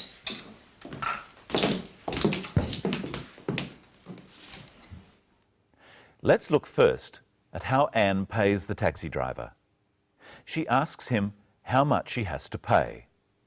Here we are. How much is that? That will be $17.50, thanks, love. Keep the change. Anne asks the taxi driver, how much is that? You can ask this way about anything you want to buy. Practice with the clip. Here we are. How much is that? The taxi driver tells Anne how much she has to pay. This is the price. For a taxi or bus ticket, this is called the fare. What is the fare for the taxi? Listen again. How much is that? That will be $17.50, thanks, love. The taxi driver says, that'll be $17.50. $17.50 is $17.50. In English, the price is usually two numbers, the dollars and the cents. If the price was just $17, the taxi driver would have said, that'll be $17. If the price was 50 cents, he would say, that'll be 50 cents. How much did Anne give the taxi driver? That will be $17.50, thanks, love. Keep the change. She gives him $20, but the fare was $17.50. So how much change should the taxi driver give Anne? He should give her $2.50. Why doesn't he? What does Anne say to stop him giving her the $2.50? That will be $17.50, thanks, love. She says, keep the change. She is giving him the $2.50 as a tip, as extra money. In Australia, you don't need to give a tip, but sometimes people give a tip to taxi drivers or waiters for good service. Sarah shows Anne around her house. Let's look at the names of the rooms of the house. What a beautiful house. It's been a lot of work, but we're getting there. This is the bathroom.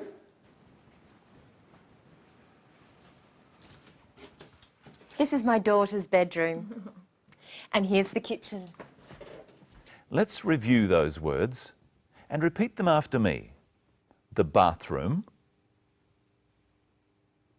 my daughter's bedroom, the kitchen. Listen again to how Sarah described the bedroom. This is my daughter's bedroom. She described it as my daughter's bedroom. My is a possessive pronoun. Louise is Sarah's daughter, so she calls her my daughter. Possessive pronouns come before nouns to show who the noun belongs to. For example, my bedroom belongs to me. His bedroom belongs to him. You practice with the sentence, I sleep in my bedroom, and then with the other possessive pronouns. Say it after me. I, my. I sleep in my bedroom. He, his. He sleeps in his bedroom. She, her. She sleeps in her bedroom. You, your. You sleep in your bedroom. We, our. We sleep in our bedroom. They, there. They sleep in their bedroom. And where does the dog sleep? It sleeps in its kennel. And here's Michelle. Hello, Michelle. How are you today? Pretty good, thanks, Brenton. Tell me, have you got a big family? No, not very big. I have one brother and one sister. Well, I've got some photos to show you. These are my parents. So this is your father and your mother?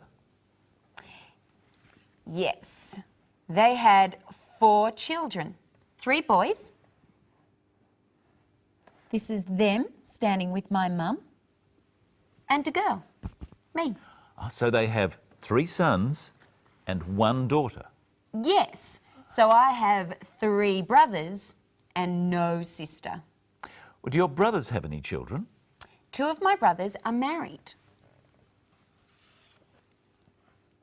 This is my older brother and his wife. They have 4 children, 2 sons and 2 daughters. Here they are. So these are your nephews and your nieces? Yes, the girls are my nieces and the boys are my nephews. They call me Aunt Michelle. Do your parents have sisters and brothers? My mother has 2 brothers and a sister, and my father has 4 brothers and a sister. So your parents' sisters are your aunts? And their brothers are my uncles. And I suppose they have their own children? Yes, my parents have a lot of nephews and nieces. And you have a lot of cousins? Yes. When I was young, I had a lot of cousins to play with. And what about your parents' parents? Are they still alive? No. The only grandparent I have is my mother's father, my grandfather. I don't have a grandmother who is alive. Here is my family tree. Here are my 2 sets of grandparents at the top, my 2 grandmothers and my 2 grandfathers. And here are my parents, my mother and my father.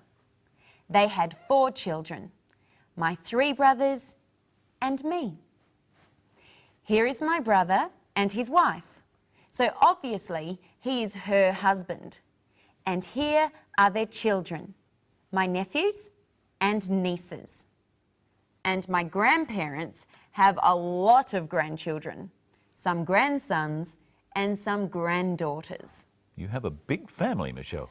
Yes, I'm lucky, I think. What about Sarah in our story? Let's look again at her family and make a small family tree. Good idea. First, let's look again at the film. And my husband, Mark. Hello again. Oh, sorry about my heavy bag. Just kidding. But you haven't met my little brother. This is Steve. So, who is Mark? Let's watch again. And my husband, Mark.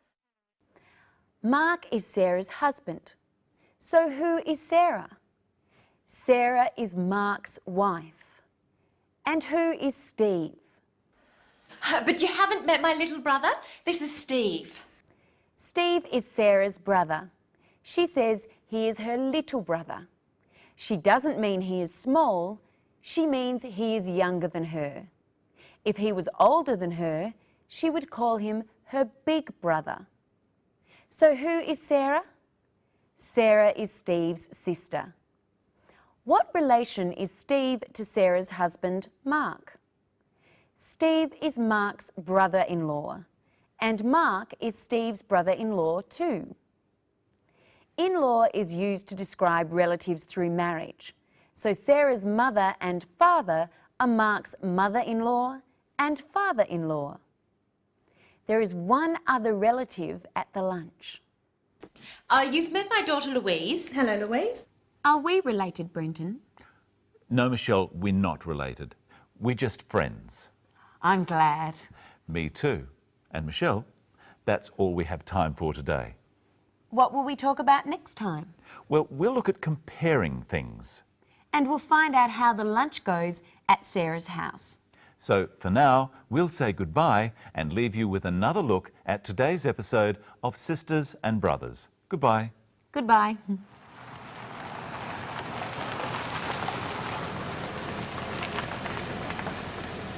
Here we are. How much is that? That will be $17.50, thanks, love.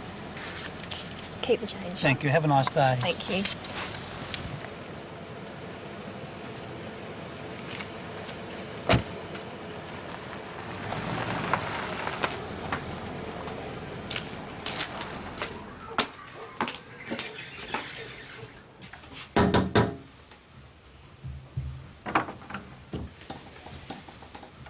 Hello, I'm Anne. Mummy. Come in, Anne.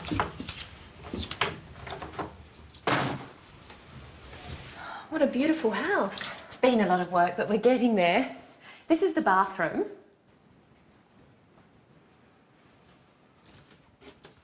This is my daughter's bedroom. And here's the kitchen. Anne's here. You've met my daughter Louise. Hello, Louise. I'm helping. Yes, I see. And my husband Mark. Hello again. Oh, sorry about my heavy bag. Just kidding. But you haven't met my little brother? This is Steve. I was going to pick you up this morning. You wouldn't let me. I'm sorry. I like to find my own way around. No worries. Maybe another time. Yes, maybe. Come on, let's go outside.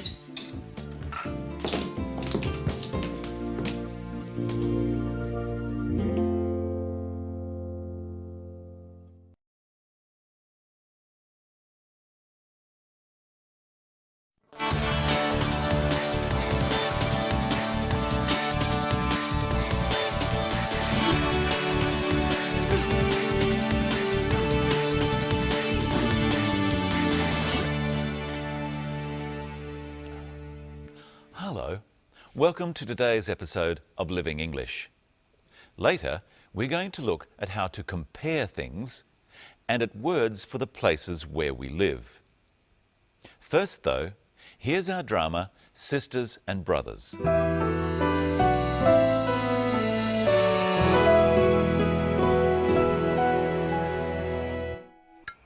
So, Anne, have you been to an Australian home before? No, never. It's a beautiful home, Sarah. So big. The rooms are much bigger than at home. There's more space here. Do you live in a house? No, Steve. She lives in an igloo. Actually, no, we live in an apartment. Most people do. Singapore is much busier than Adelaide and more crowded. Yeah, and more exciting.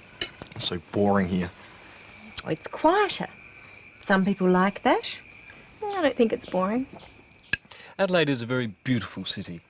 It's a better place to live than anywhere else I've been. But you haven't been anywhere. Mark hates travelling. I love it. I just don't see the point of it. What about you, Steve? Do you like to travel? Yes. Yeah, I've been to Kuala Lumpur and to Bali. Bali's great. I've been to the zoo. You're lucky. I haven't been to the zoo. I'd love to go to the zoo. I'll take you.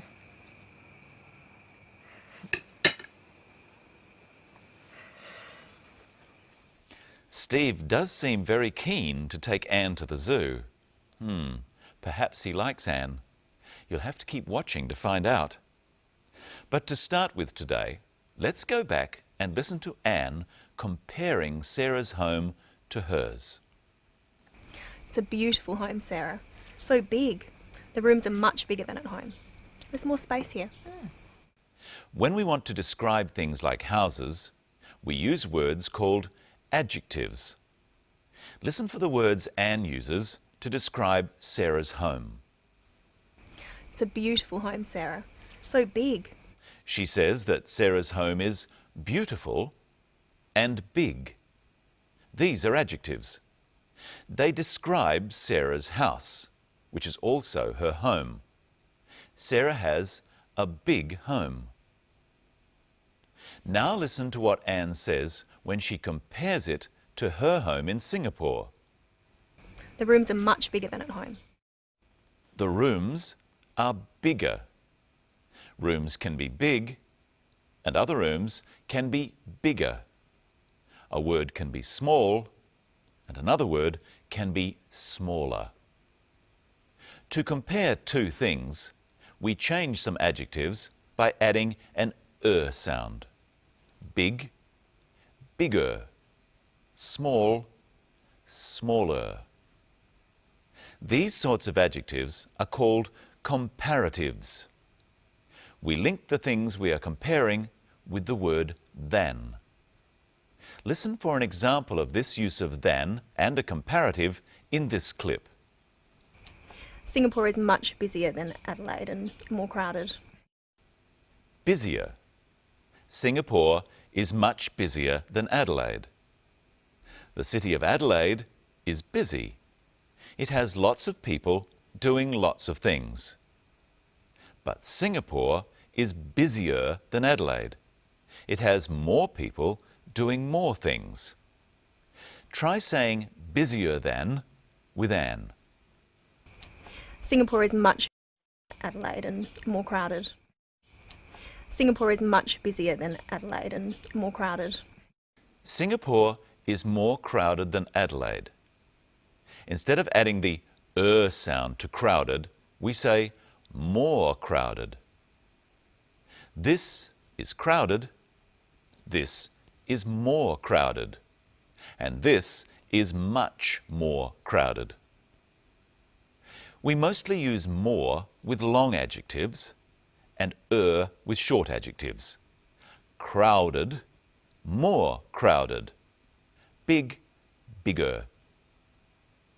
Now listen to what Steve says about Singapore compared to Adelaide. Singapore is much busier than Adelaide and more crowded. Yeah, and more exciting. He said that Singapore is more exciting. Exciting is a long adjective, so we say more before it. More exciting. Now listen to what Mark says about Adelaide. It's a better place to live than anywhere else I've been. Better.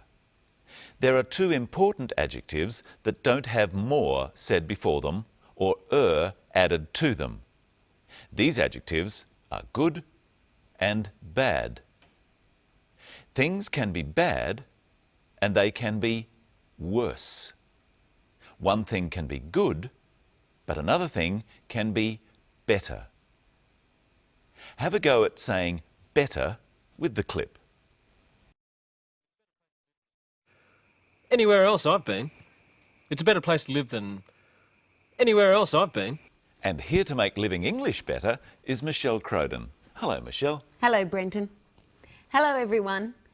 Let's compare a few things. Which one of us is taller? Stand up, Brenton. I'm taller than you. Yes, Brenton is taller than me. That makes me shorter than you. Well, that's true, but you have longer hair. Yes, my hair is much longer than yours. Now let's compare places to live.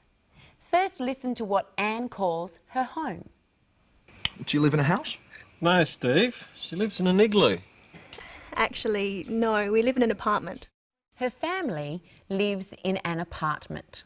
Michelle, what's an igloo? An igloo is a home made out of ice. People who live in very cold places, such as Alaska or Greenland, might build an igloo. But Anne lives in an apartment. What other words do we use for an apartment, Brenton? A flat. In Australia, an apartment is often called a flat. And what are they? A group of rooms on one floor of a building. So they're not very big? No. Houses are bigger than flats. What's bigger than a house? A mansion. A mansion is bigger than a house. And what's bigger than a mansion? A palace. A palace is bigger than a mansion. That's as big as a home can get. A palace would be harder to clean than an apartment. And we know that Singapore is busier than Adelaide. Listen to Sarah compare Adelaide to Singapore. It's quieter. Some people like that. Quieter. If Adelaide is quieter than Singapore, Brenton, then what is Singapore compared to Adelaide? Singapore must be noisier than Adelaide. Now it's your turn to use some comparative adjectives. Here I have a pencil and a needle. Both of them are sharp, but which one is sharper? What do you think, Brenton? Ouch! The needle is sharper than the pencil. True. Now, here's another pencil. They're both long, but which pencil is longer? The red one or the blue one? You tell me. The red pencil is longer than the blue one. And we can also use the word short, the opposite of long. Which pencil is shorter? The blue pencil is shorter than the red one. Now, let's try some longer adjectives.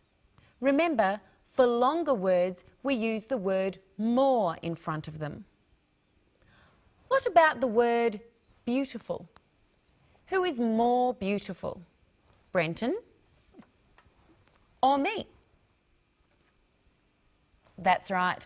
I am more beautiful than Brenton. I'm not so sure about that. Well, tell me this.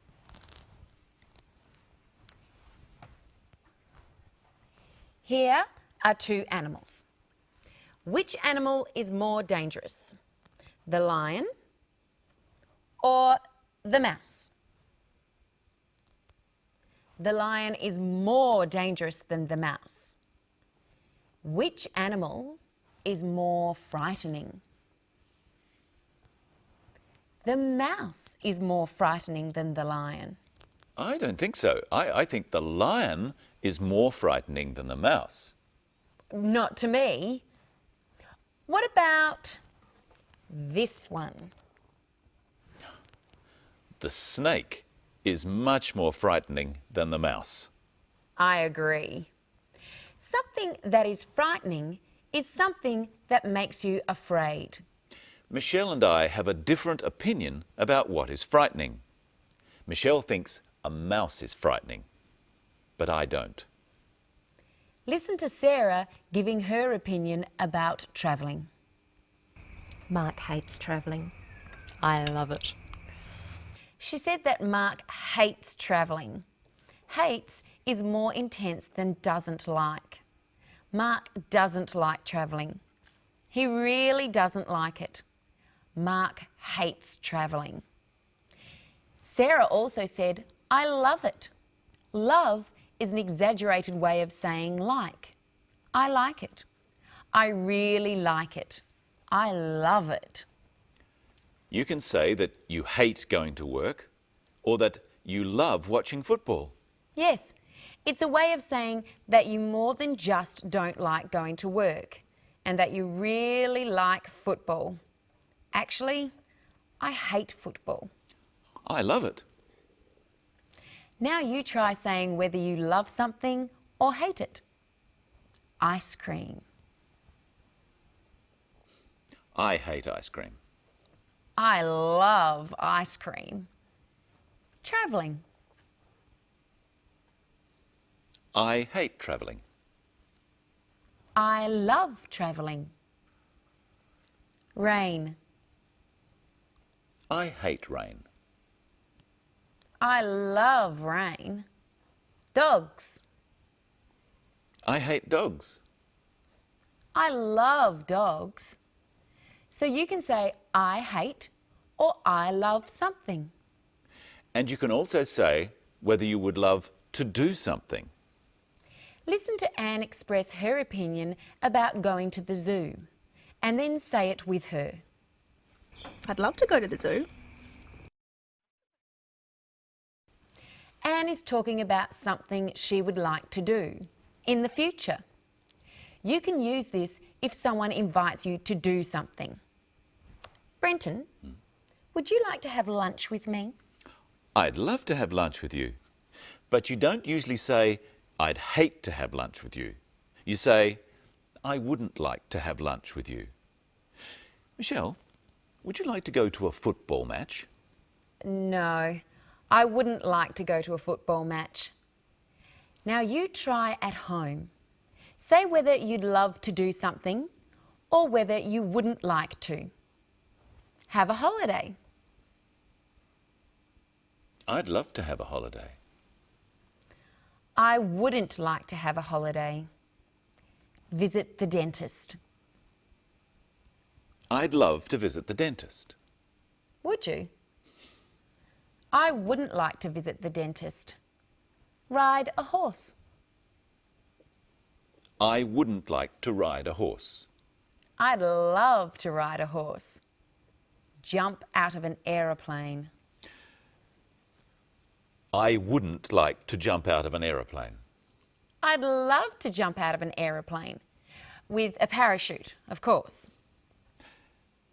I'd love to go home. But we're having so much fun. Our next program has more about expressing wishes and saying what you think might happen in the future.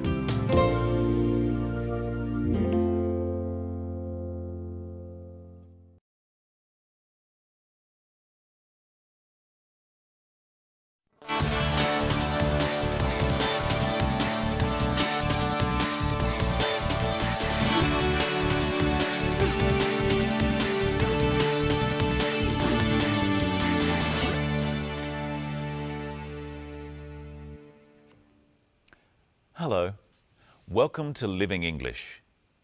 In today's episode, we're looking at how to talk about possibilities or what is likely to happen. And we're looking at a new verb tense, the present perfect. But first, it's time for sisters and brothers. In the last episode, Anne had lunch with Sarah's family. Now Anne and Sarah are having a talk.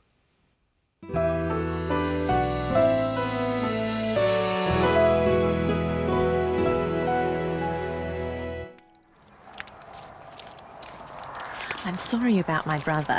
Not at all. You have a lovely family. Everyone seems so happy. Anne, what's the matter? There's something I haven't told you. Oh, what is it? When I met your brother, I was thinking about my brother David. I haven't seen him for 2 years. How come? He's missing. One reason I came to Australia is to find him. I'm so sorry. Have you had any luck? Not yet.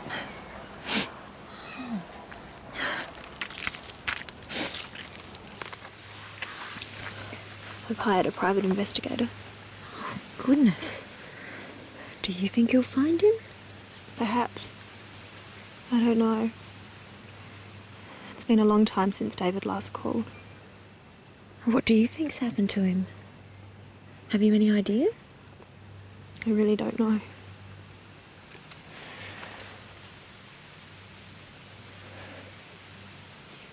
I can't help thinking the worst. I'm sure he's all right. If something bad had happened, you would have heard. I guess so. I suppose you're right. Let's hope Anne's brother is all right. We'll find out in future episodes. Well, let's look at some of the common expressions in that episode. First, Sarah apologises for her brother's behaviour. Remember, in the last episode, Sarah's brother Steve offered to take Anne out. You're lucky. I haven't been to the zoo. I'd love to go to the zoo. I'll take him.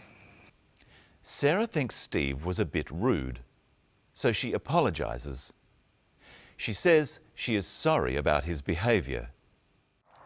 I'm sorry about my brother. Not at all. You have a lovely family.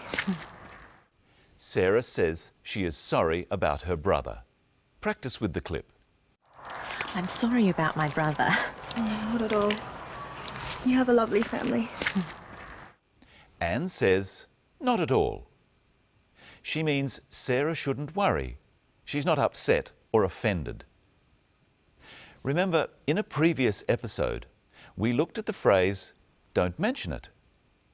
Not at all is another way of saying, don't mention it. Practice with the clip. I'm sorry about my brother. You have a lovely family. Anne tells Sarah she is looking for her brother who is missing. Listen to this clip. I've hired a private investigator. Anne says she has hired a private investigator. She has hired a detective. This is an example of present perfect tense. She hired a detective, and the detective is still working. Present perfect is used for actions started in the past that are still true. Present perfect is made from the verb have and the past participle of another verb. First, let's look at the verb have. Repeat them with me. I have. He has. She has.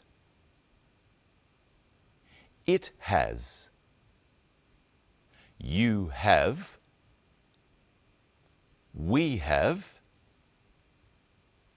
They have.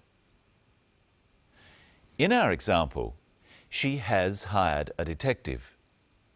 The past participle of the verb to hire is hired. So this can be added to the verb have or has to make the present perfect tense, like this. Usually, we shorten the have and has like this, so we would say, I've hired a detective. She's hired a detective. They've hired a detective. That sounds like too many detectives. Let's look at some other ways of using the present perfect. Anne, what's the matter? There's something I haven't told you. Anne says there is something I haven't told you. This is the negative. If Anne has told Sarah, she would say, I have told you, or I've told you. But she has not told Sarah about her brother. So she says, I have not told you, or I haven't told you. Practice with the clip. Anne, what's the matter? Anne, what's the matter? There's something I haven't told you. There's another example in the story. Listen. When I met your brother, I was thinking about my brother David. I haven't seen him for 2 years. Anne says she hasn't seen her brother for 2 years. The last time she saw her brother was 2 years ago. And up until today, she still hasn't seen him. That's very sad, isn't it? Yes, it is. Hello, Michelle. Hello, Brenton. 2 years is a long time not to see your brother. How else could Anne have said that? Let's look at 3 little words. For, since, and ago. They are all used to talk about time in the past. So if I say I haven't seen you for a week, what do I mean? A week has passed, and in all that time, you haven't seen me. So this is a week. And you haven't seen me in all that time. How sad. I could say I haven't seen you since last Monday. What does that mean? Well, you saw me last Monday, and now you're seeing me again. And how wonderful it is.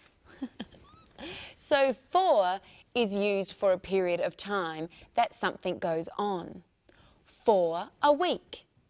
For 2 hours. For a year.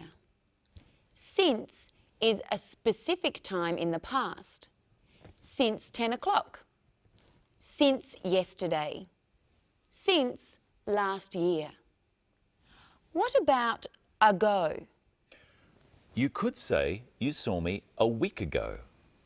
I saw you a week ago. Ago refers to a length of time before the present. So we could say 2 hours ago. If it's 12 o'clock now, what time was it 2 hours ago? That would be 10 o'clock. And if it's Monday today, what day was it 2 days ago? Saturday. Exactly. Now, today we're going to look at some more very useful words. First, let's see another clip, and my question is, does Anne think the detective will find her brother? Do you think he'll find him? Perhaps. I don't know. Does Anne think the detective will find her brother? She doesn't know. How does she tell us this? She says, I don't know. Does she think he might? Well, she thinks it's possible. She says, perhaps. Perhaps is a very useful word. It means you don't know. It is possible. There are a number of words and phrases in English like this. Let's look at some and see how to use them. Here's a chart. If you are sure the answer is no, or you disagree with someone, then you will say, definitely not, or I don't think so. Try after me. Definitely not. I don't think so. If you're not sure, you could say maybe, possibly, or perhaps. Try after me. Maybe, possibly, perhaps. If you agree, but not strongly, you could say, I suppose so, or I think so, or I guess so. But if you definitely agree, then you would say, definitely, I'm sure. See if you can hear some of these words in the clip. What do you think's happened to him? Have you any idea? I really don't know.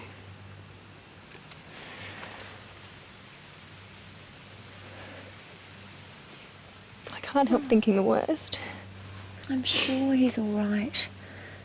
If something bad had happened, you would have heard. I guess so. I suppose you're right. Does Sarah think David is all right? Yes, she's sure he's all right. Does Anne think so? She's not so sure. She says, I guess so, and I suppose you're right. Speaking of guessing, Brenton, I've got a game for you.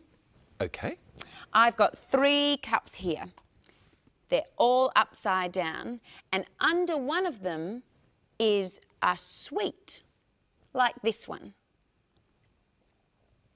Do you know which one? I don't know. I have no idea. Here it is. Now watch carefully while I mix them up. Now, where is the sweet?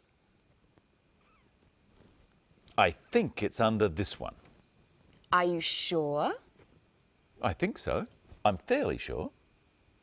What do you think at home? Is the sweet under this cup? Are you sure? Or do you think maybe? Or definitely not? No. No. Do it again, do it again. I'll get it right this time. Which cup is the sweet under? This one, I think. You guess so? I guess so. I think. I'm fairly sure. No. Another okay. try. Last One more. time. Which cup? This one. You're sure? Definitely. Okay, let's see. Yes! There we go. You can have that sweet. Thank you, Michelle. Well, it's definitely time for us to go. Oh, are you sure? I'm certain. But I'm sure we'll be back. And we'll look at how to describe a person. And we'll learn all about adjectives. What are they? Better watch next time and find out. And find out what happens to Anne next.